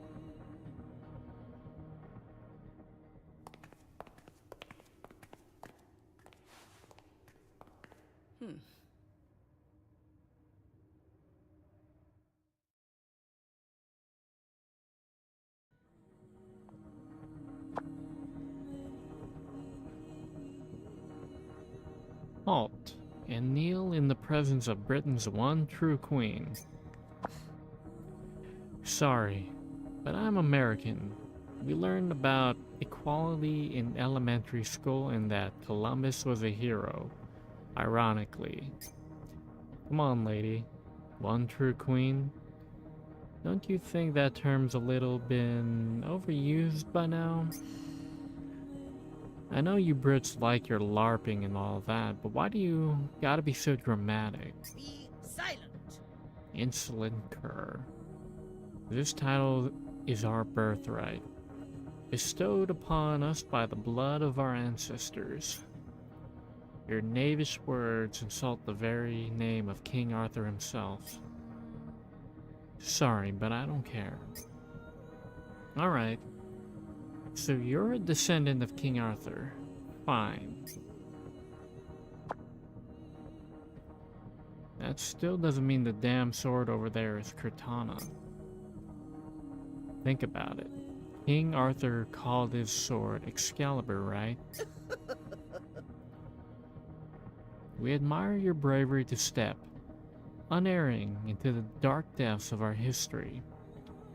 But that is all we feel for you.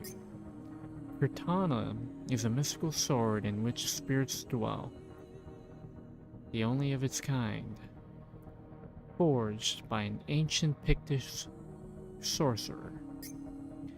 It served as a symbol of King Arthur's might as he fought on this very soil, a sword beloved by all my ancestors.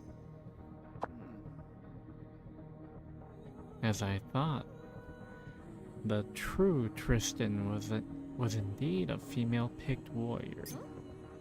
Huh. Why, it's elementary. Tristan was a knight of the round. However, the origin of her name actually lies within Pictish culture. The legends of Tristan prove that Pictish warriors served King Arthur. Be silent. We did not serve him. Our ancestors were King Arthur's equals, his fellow compatriots. But following King Arthur's death, the history books were rewritten so as to remove that inconvenient truth. Whoa. Our ancestors was once wed to King Arthur.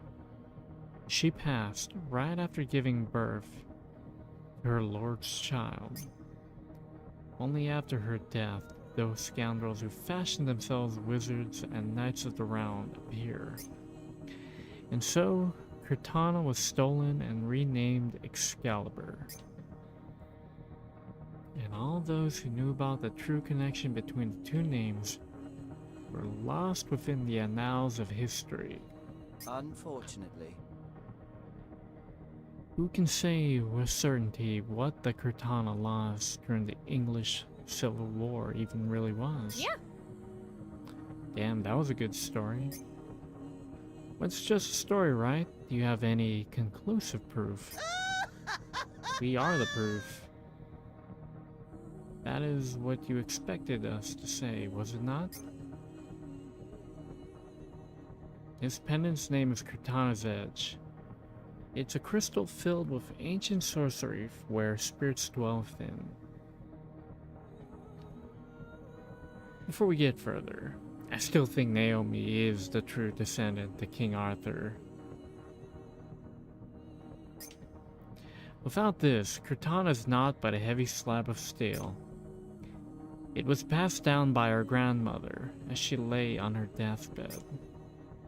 This pendant is what enabled us to endure all the suffering that life has brought down upon us. But now, it is time for Cortana to finally awaken from her slumber. People of the world, your true ruler has returned.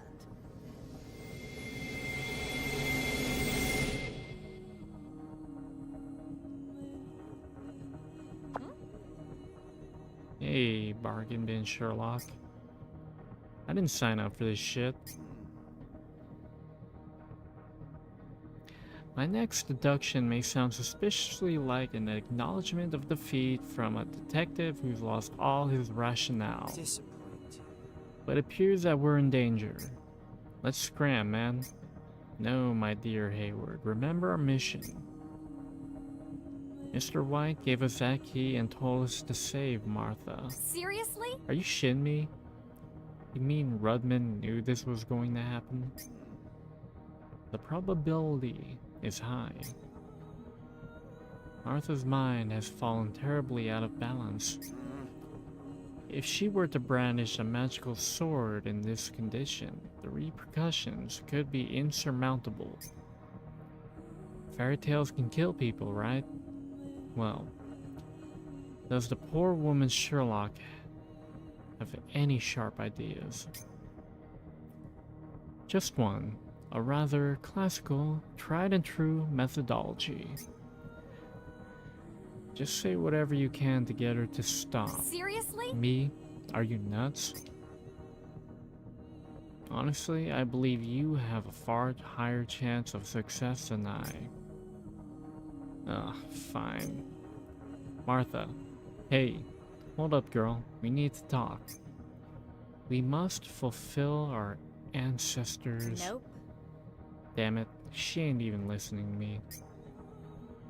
We are the one true queen. In the name of Arthur Pendragon, the world will be... Alright, that's it. Time to pull out the big guns. Martha, listen up. You'll never be the one true queen. You hear me? Never, never, never. Be silent. Do not think you can deceive us with your serpent's tongue. We are the one true queen. Rightful heir to the throne. Let's hear you say that again after you see this.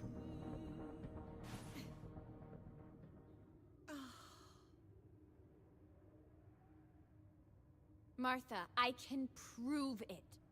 There's one big reason why you'll never be the queen. William!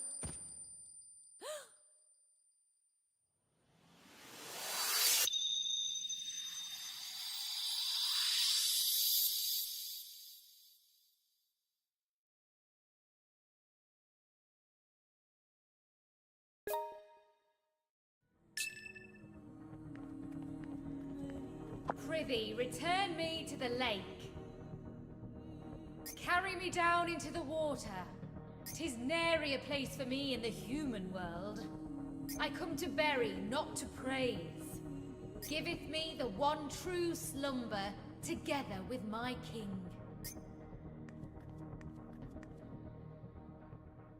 Thou art recognized, hero.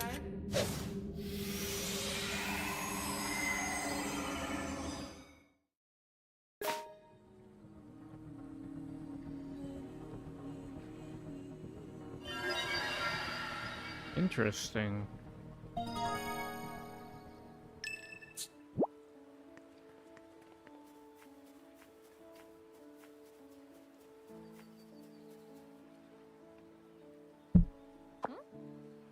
Back to the lake, huh?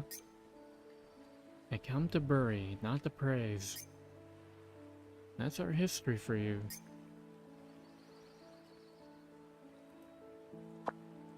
Whoa, whoa, whoa. Whew, whoa, that was a close one. It almost got me with all that melodramatic bullshit. What was I thinking? I bet I could make a killing off of you. Talk about a priceless family heirloom. I could probably pay off my entire debt with you alone, baby. Yeah, baby!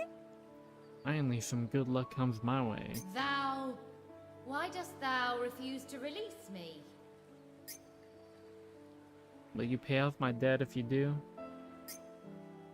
Say yes and I'll think about it. Forsooth, were I to call upon the spirit's strength, I could bestow upon thee riches most heavy. Ooh. Oh, really? Then do it. Show me what you got.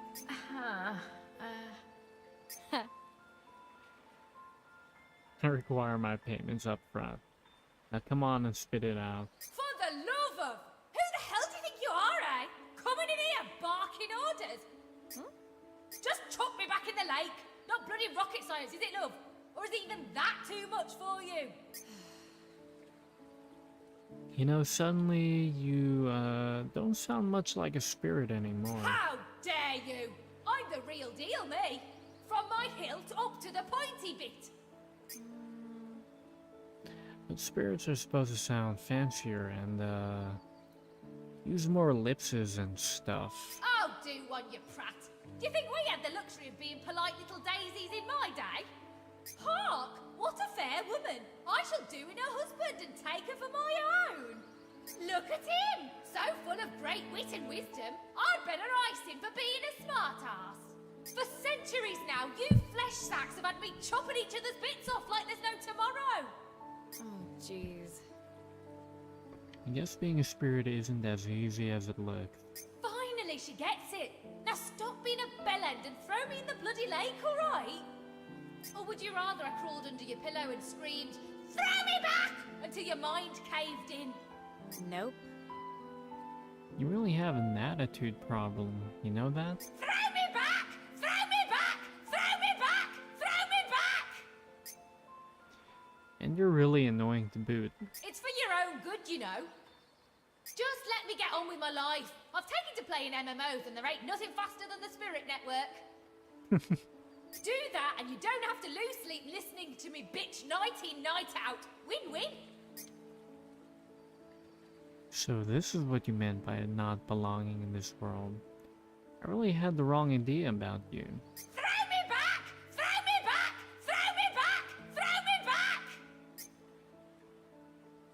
Well, I'm open to the idea, you know, depending on what I get for it. Sorry, but I'm totally broke from buying too many loot boxes, so... Throw me back! Throw me back! Throw me back! Throw me back! You're like that bloody Cromwell. Took that twat a whole week to give in. Throw me back! Throw me back! Throw me back! Throw me back! Just shut up already! Oh, shit.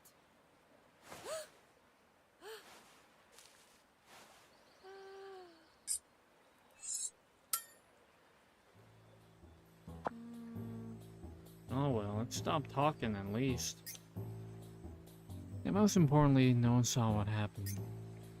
Maybe it's smarter if I sell the pendant and the sword separately. Yeah, baby! Take that, you stupid spirit. This is what you call a real win-win. Naomi, I get the feeling you're gonna go down in history for all the wrong reasons. Are you okay with that?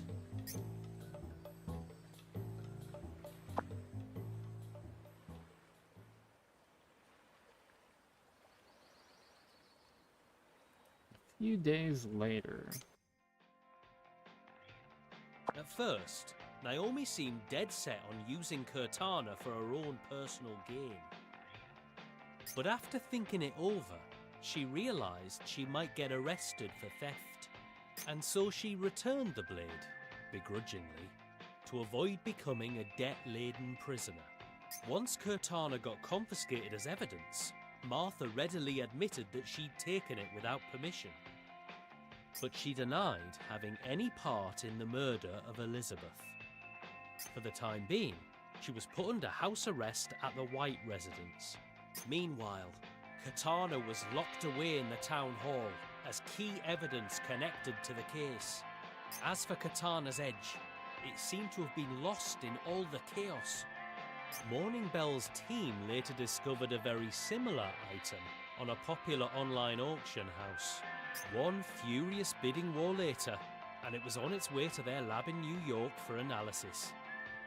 Of course, all the profit Naomi managed to gain from this scheme was intercepted and swiftly redirected to the appropriate people. Yeah. Alright, finished my report. I'm gonna drink up a storm tonight. Yeah, baby! 'Cause I'm the drink queen.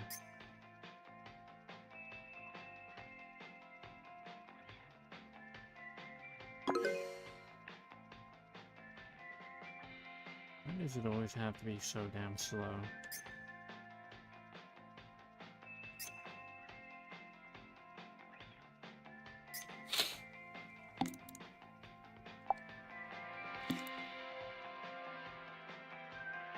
Dear Naomi Hayward, this is Lucy Turner from Morning Bell News. Thank you for the amazing report. What a scoop. I could barely sit still. I was so excited. I do have some unfortunate news though. Honestly, it's infuriating, but the documents containing information on Cortana and the one true king had the C mark on them, meaning it's confidential. There are multiple reasons for this, but the biggest problem is letting this information out could endanger Martha Berryman. Currently, there is a surprising number of people in the UK who believe that the current royal family is not the proper one. Of course, there are also many people who have pledged unflinching loyalty to the current royal family. I imagine that 99% of these people are peaceful, but there are always a few bad apples in every group, aren't there? In any case, due to underground movements like that, imagine what would happen if someone revealed the fact that King Arthur's bloodline survives. Not to mention the fact that someone has stopped up to inherit the once lost Cortana could. In a worst case scenario, someone might try to murder Martha.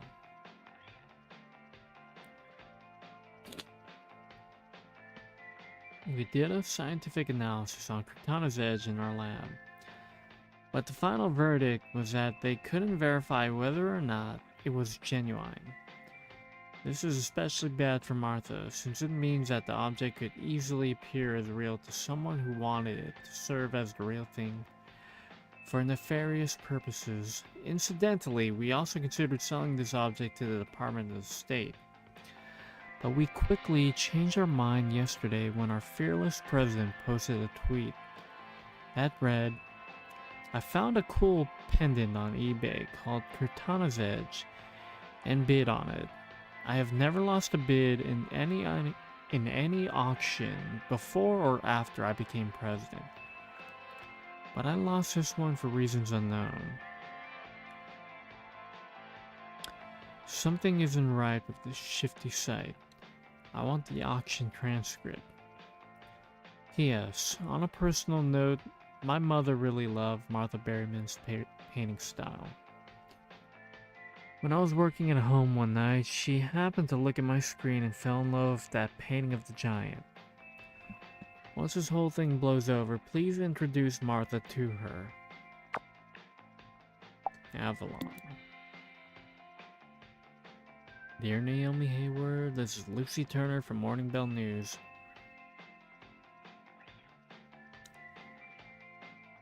I received a report from our investigative team regarding the opinions of the private detective who you encountered in Rainy Woods. From both a historical and scientific viewpoint, we have no choice but to take a contradictory stance in regards to his opinion that Rainy Woods is Avalon. Honestly, many of our researchers found the detective theories amusing, and some also commented that combined with Mrs. Berryman's eyewitness statements, they're worth looking into. But then, Dr. Anderson lost his temper and claimed that entertaining such delusions, let alone wasting time discussing them, is nothing short of a crime against human civilization. In the end, it looks like our researchers weren't passionate enough about the Avalon theory to stand up to Dr. Anderson. As far as my personal opinion goes, the theories surrounding King Arthur are certainly interesting, but it's hard to imagine anyone doing a proper academic investigation of things like Avalon and Morgan Le Fay. Naomi, you don't believe in all that stuff about people turning to animals, right? P.S. I figured that if I tried to keep it from you, you'd just find out eventually. So rather than have you get mad at me later, I'll just tell you now. I'm pretty sure I'm the first one who found the Cortana's Edge you were selling on your second eBay account. It looked like a beautiful pendant, so I bid on it. But then the price gradually got higher and higher. So I posted about it on our Slack channel, wondering if the seller had put in the wrong price and whether or not this was an incident worth investigating. I'm pretty sure that's when things got out of control. Now that I think about it, I'm not sure why I felt the need to apologize to you, but I'm sorry nonetheless. Just goes to show you, should never let a story get too big or you'll lose your chance to profit off it. Life just never seems to want to give me a break. No matter the era, succession of the throne is always a thorny area, Naomi. And likely as not, it'll probably always be that way.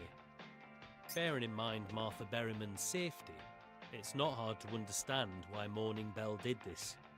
But it doesn't change the fact that you just scored a massive scoop. Keep on like this, and there won't be a skeleton left in Rainy Wood's closets.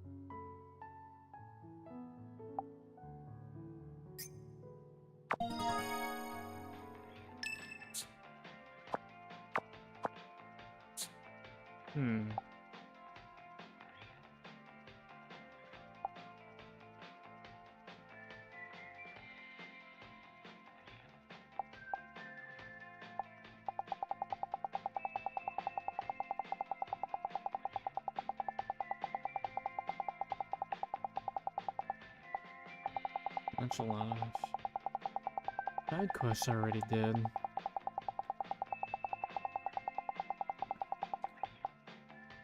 Let's start the Blue Peacock quest.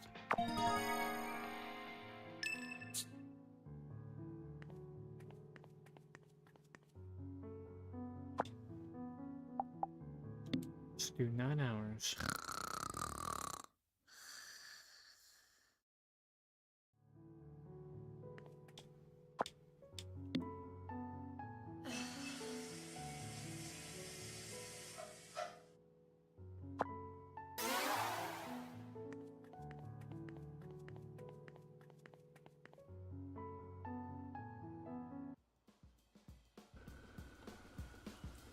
This fucking guy.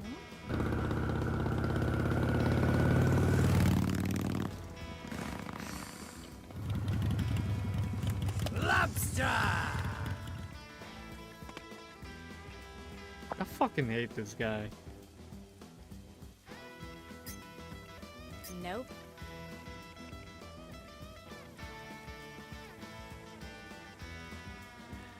Hasn't the city of Boston ever sued you or anything? Lobster! If the city ever tried to sue me, I'd vote all the city councilors out of office. Show them how scary elections can be. Is that how democracy works in Boston? Must be a scary place to live. Damn straight. We don't pull our punches up in Boston. The whole truth and nothing but the freaking truth, shout ahead. Boston does not tolerate people like you who go around spreading fake news all the time. What? Hey, wait a minute, that report was the truth? You really gonna stand here and say that to my face? See? This is why I can't freaking stand New Yorkers. You lack conviction. Someone might die due to the articles you write, you know? You ever think of that, yuppie? Shut up. Just stick your nose wherever it doesn't belong without preparing yourself for what might happen. And when it comes time to stand up and do something, you turn your little tail and run right out that door. Go on.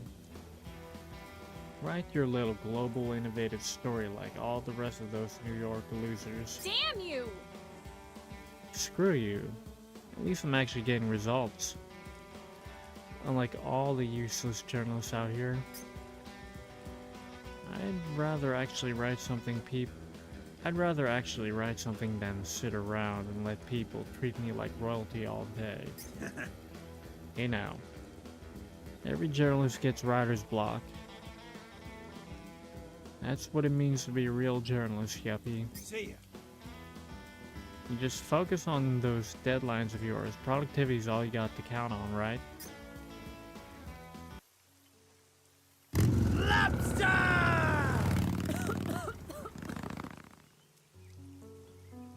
Goddamn hellhole! I don't believe this crap. He should be getting the ultimate asshole journalist award, not more jobs. I've never met someone who's been able to insult me by complimenting me for keeping my deadlines.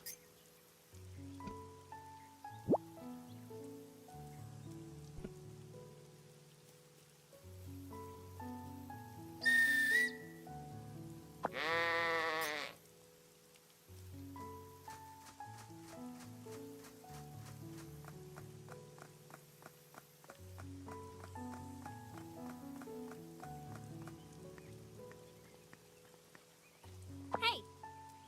Yo, Vicar, nursing the old bottle again? Welcome to the house. Oh, my last lamb. Yes, I continue to imbibe. Oh, jeez. You sure this is, really the best time to be hammering them down? You can count on one hand the amount of times in which it truly is not the best time to drink. I should have known better than to question an alky. You haven't done nothing wrong, Miss Hayward. You have absolutely not a shred of a reason to feel guilty about anything. Hey. And yet, you still feel blue in a corner of your heart. You feel like you may have held a little responsibility for Emma being put on probation. Like perhaps there was something more you could have done.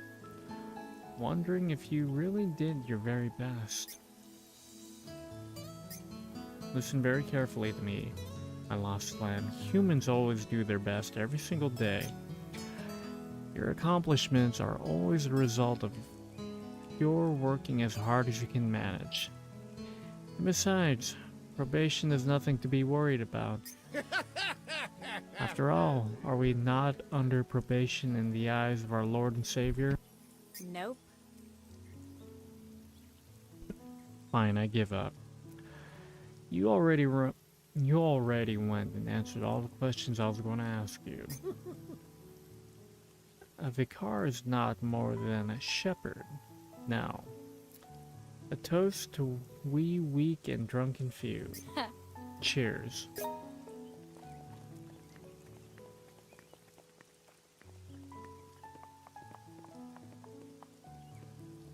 Hey! Yo, rock star. Oh, if it isn't the photographer.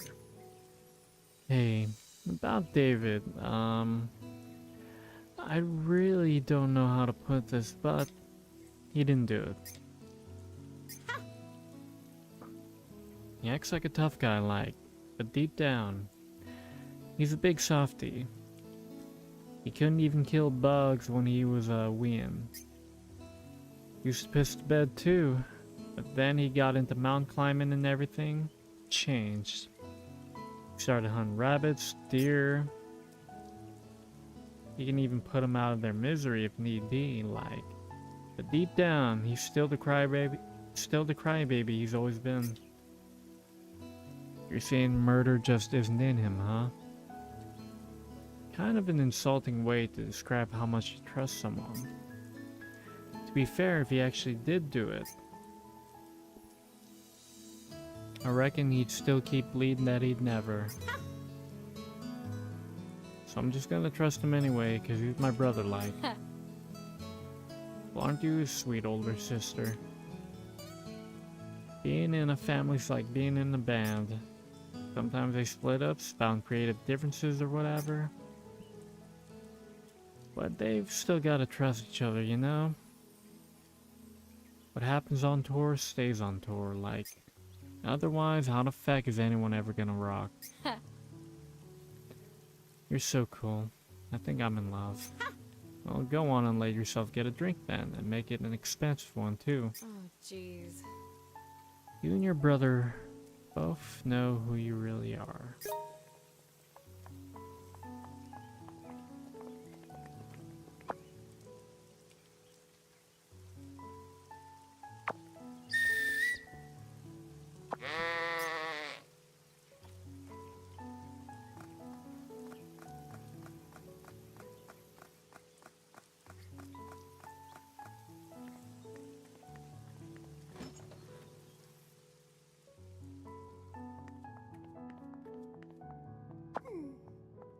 Nope.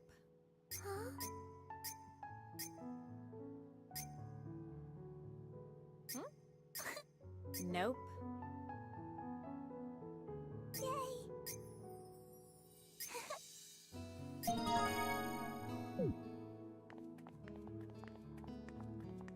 Hey! Hello, Mrs. McCauley. How do you do, dear? Oh, Naomi, you look well. I can't complain. I wanted to talk to you about Emma, if you've got a moment. Oh, an interview. How lovely. Well, yeah, I guess. Something like that. Honestly, I'm just concerned. I'm happy to help as best as I can. What would you like to know? Oh, but nothing too personal, if you don't mind. Why don't I say poo-poo if I don't feel comfortable answering? I agree. That way you can start out by asking me whatever you like. I actually don't even have any real questions. I just feel like Emma got wrapped up in this whole case by accident. That's all I wanted to say. Oh? Oh my, well. That's a surprise. You're a journalist and yet you are here telling me something instead of asking questions. Thank you though. I do appreciate it. Emma and I both believe that she was simply in the wrong place at the wrong time. Is that simply because you love your granddaughter? I agree. Oh dear. Well, of course I love my granddaughter dearly. It's a grandmother's job to trust her grandchild and spoil them whenever possible, isn't it? Well, now that I think about it, my grandmother spoiled me like crazy too. Exactly. But if I were Emma's mother, I would have to make sure I scolded her at the proper times. Not only is that one way for a mother to show her love, it's also any mother's responsibility. Which is why grandmothers were put on earth, to spoil their grandchildren absolutely rotten. She needs to create a safe space where her little grandchildren can find relief when they need it.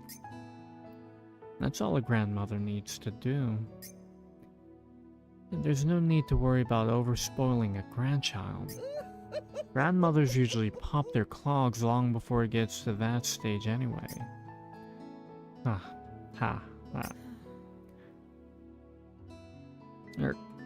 I had trouble forcing out a laugh on that one. Gotta love morbid British sarcasm.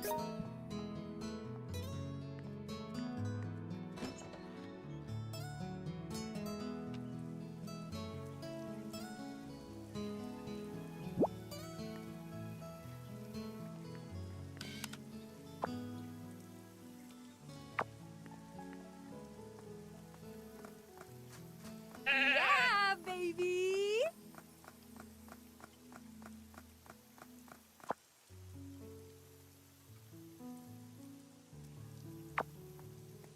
Yeah, baby! So he's in the cottage. Yeah, baby!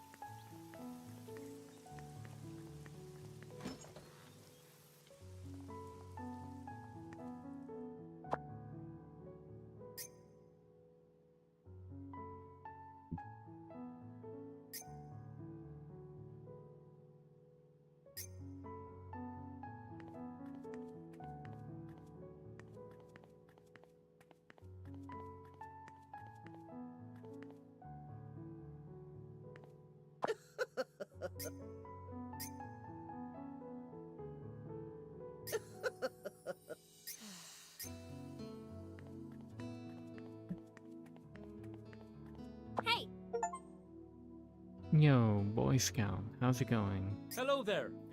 Pretty well, thank ye. Oh, I figured an outdoor nut like you would be tearing his hair out by now. So I looked up some articles on mountain accents and printed it out for you. That's a bit of a strange way to be considerate, but thanks. Hey, let me just ask you one question. You didn't kill Elizabeth, right? Yeah. No. I considered her a friend. I didn't kill her. I think. Seriously? Well, what? I'm scared. Scared out of my mind. I didn't do it. I swear. But now I'm starting to lose confidence. Maybe I really did do it. I don't really remember anything, but maybe these hands. Maybe if I just gave up and said, yes, I did it, then I wouldn't have to keep feeling like this. Nope. You owe me, but I also owe you. If it wasn't for you, I would be stewing in a bear's stomach right now. And even though the aliens may have been controlling you then, you still did try to kill me. So let me give you a warning. Just sit back and imagine what your sister would say to you if she saw you right now. She'd probably call me a crybaby for starters. Then she'd say, you didn't do it because you said you didn't, right? She always knows how to get me to quiet down. Whatever you do, you can't make a false confession just to try and end all of this. If you do, you'll only end up hurting Elizabeth the most, followed closely by your own sister. Okay, I'll remember that. Oh, jeez. I'm counting on you, crybaby.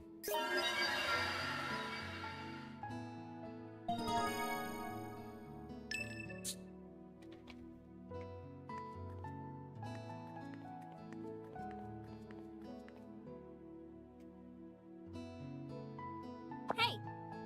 Hey, how's it going?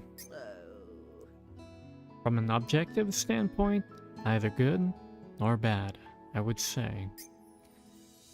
Is there something I can help you with, Miss Hayward?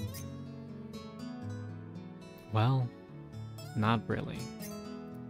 Then, if you don't mind, may I ask you a question? I am here to serve, my liege. My, aren't you a cruel one?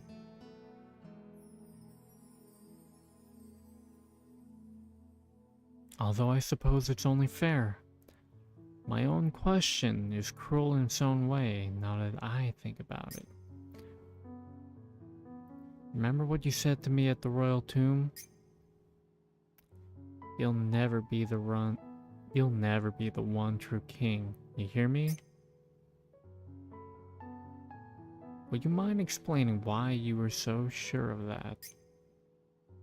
Oh yeah, I guess I did say that. Well, you'll probably find it pretty insulting. Humiliating even. You sure? You're honestly warning me now? As if I have anything left to lose? Good point. Anyway, it's simple. You gave up your dream of being a pro painter, right? I still paint. Nope. Well, yeah, but as a hobby. I saw one of your old paintings. Honestly, it bored the hell out of me, but it did sure look professional. I'm sorry. The painting of the giant? Yes, well, I also lacked a great deal of skill back then. Skill is the same as money, though. You can never have enough. But that painting of yours was filled with an overwhelming amount of confidence and spirit. I've become I'm gonna become the world's #1 artist. In fact, I know that I already am.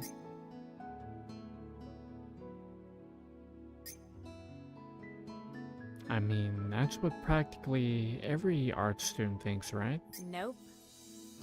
Otherwise, why would they ever go to art school? The pressure and uncertainty of it all would be lethal. Oh.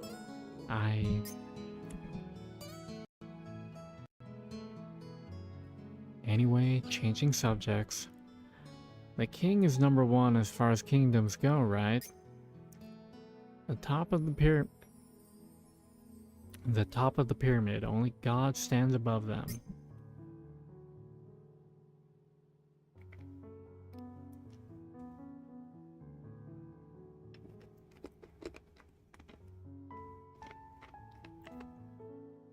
It's a king's job to sit all alone in the throne room and order people to go and die for him. Oh. Yes. Yes, you're right, but you abandoned the confidence you once had, the belief that you were #1. You gotta be really sure if you're thinking, I'm the greatest ruler in history, ruling the world's greatest kingdom. Otherwise, who would ever follow you? Who would ever die for you? Oh. Yes, you were right. This is extremely insulting, especially since I can't even think of a retort. That's why, in the end, I made the right decision. Decision? Yeah. You chose your family, didn't you? Both John and Thomas see you as their #1. Oh. But... But what? Honestly, I'm envious of you. If there's ever comes a day when you're able to truly see yourself as the world's greatest artist again,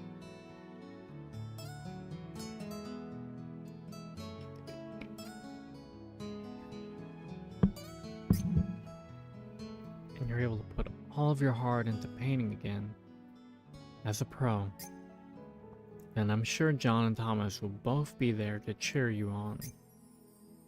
You don't have to fight alone anymore. That's what makes you so strong. The stupider you get, the stronger you are.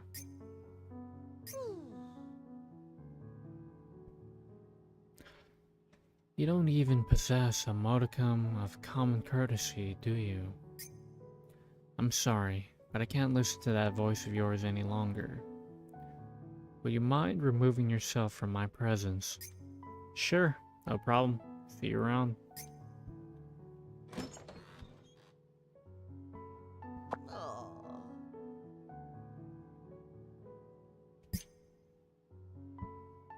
John, Thomas, will you ever forgive me? Such a stubborn queen. What does she care if anyone sees her crying now?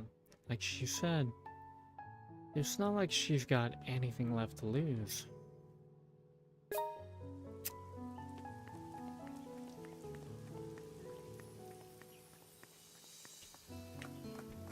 I was making my mouth all dry.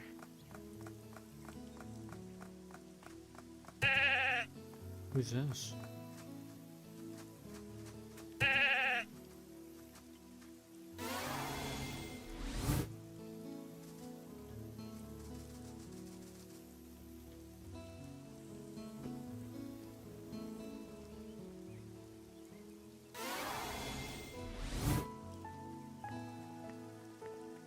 Hey, Yo, Meki, were you burning the midnight oil again last night? Hey! Oh, Miss Hayward. Have you got something you wanted me to take apart? Nah, just came to check up on you. Wouldn't want you to starve to death or anything, you know? Cheers, Cheers, sorry again for that little incident. So, has everything been okay at home lately? Yeah, I suppose we're doing alright. And not at the same time. Humans can be pretty difficult to get along with at times, don't you think? Can't say I disagree. I think my old man and I are on the same wavelength. We need to work hard and make sure we get by okay, or else Mum will never be able to relax. But as a Mechie, I know that it's dangerous to force anything to work too hard, you see? Oh, you meant... metal fatigue? Exactly. Human or metal. Anything will start to give when it's pushed too hard. Even machines. But for some reason, people like us enjoy keeping ourselves busy, as daft as we may look. My dad started selling mincemeat and croquettes at his shop. But whatever's for sale each day pretty much depends on whatever we had for supper the previous night. From what I know about engineers, a lot of them get excited whenever they're up against a new challenge. You're not wrong, and I reckon he also wants to brag to Mom about it once she gets home. He'll do whatever it takes not to hear you can't do... He'll do whatever it takes not to hear you two can't do anything without me when she gets back. Well, I'm just glad you both seem to be alive and all that. Eat right, and make sure you get some rest.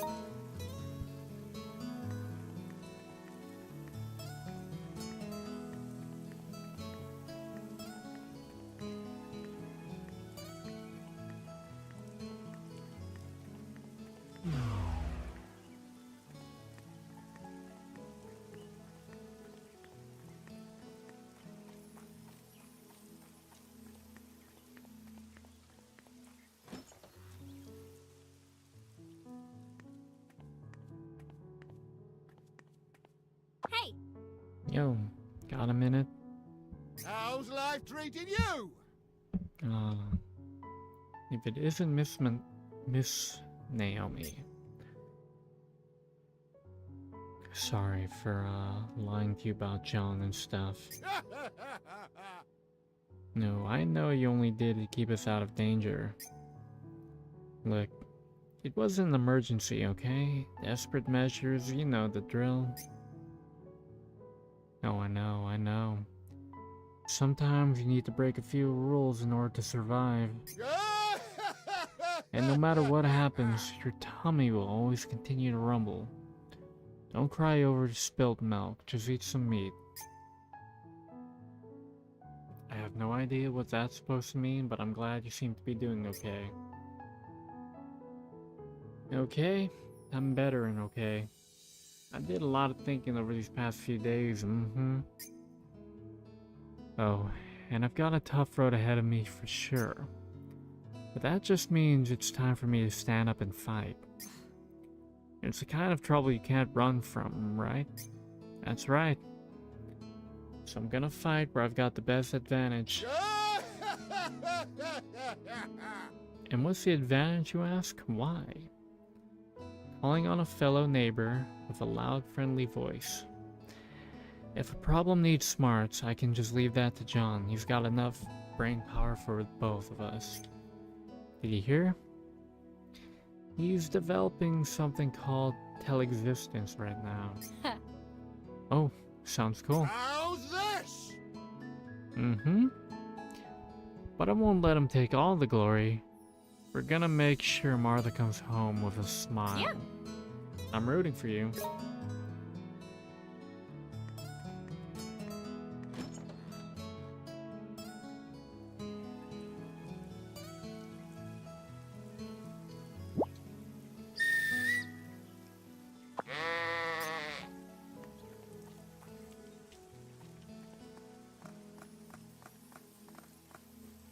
Yeah, baby! Yeah, baby!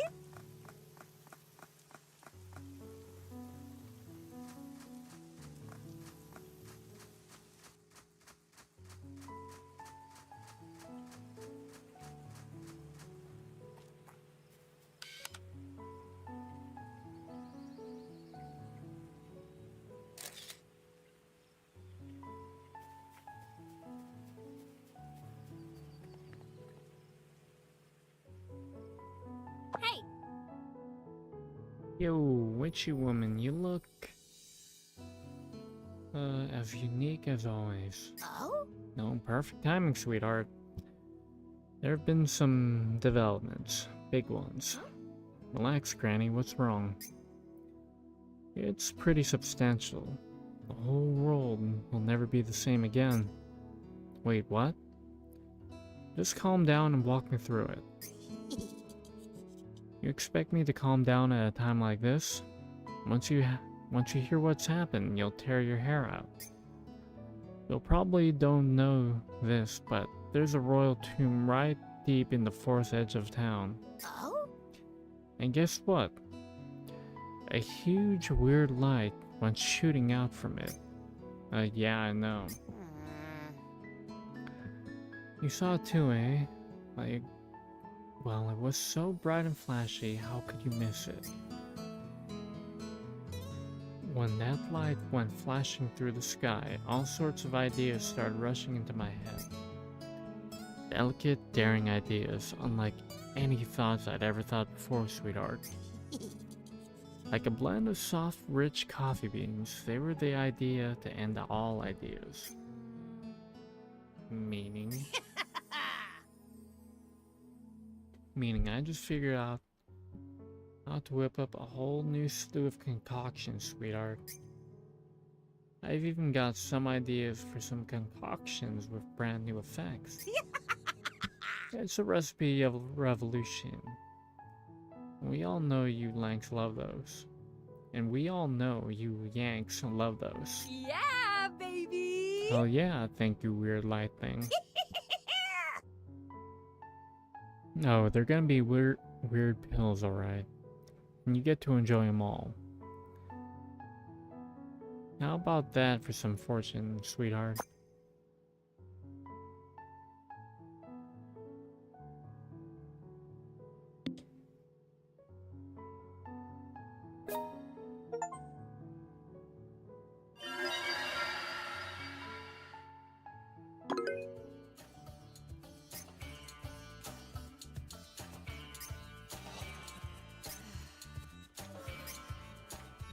Is that You E? want to check your email?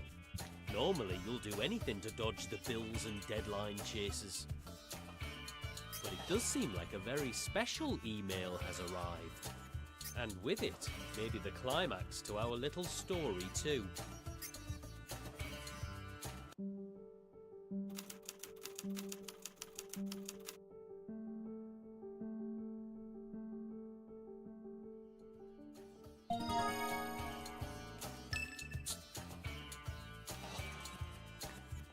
Yeah, let's head home. And I think I'm gonna wrap it up.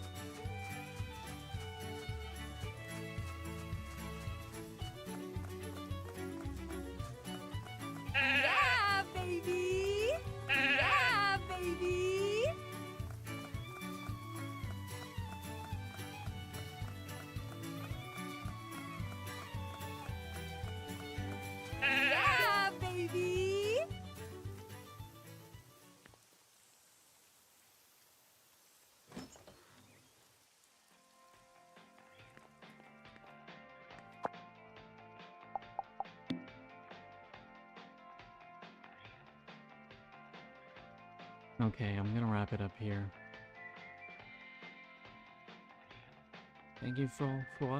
Thank you all for watching. Y'all have a good one. Have a good night.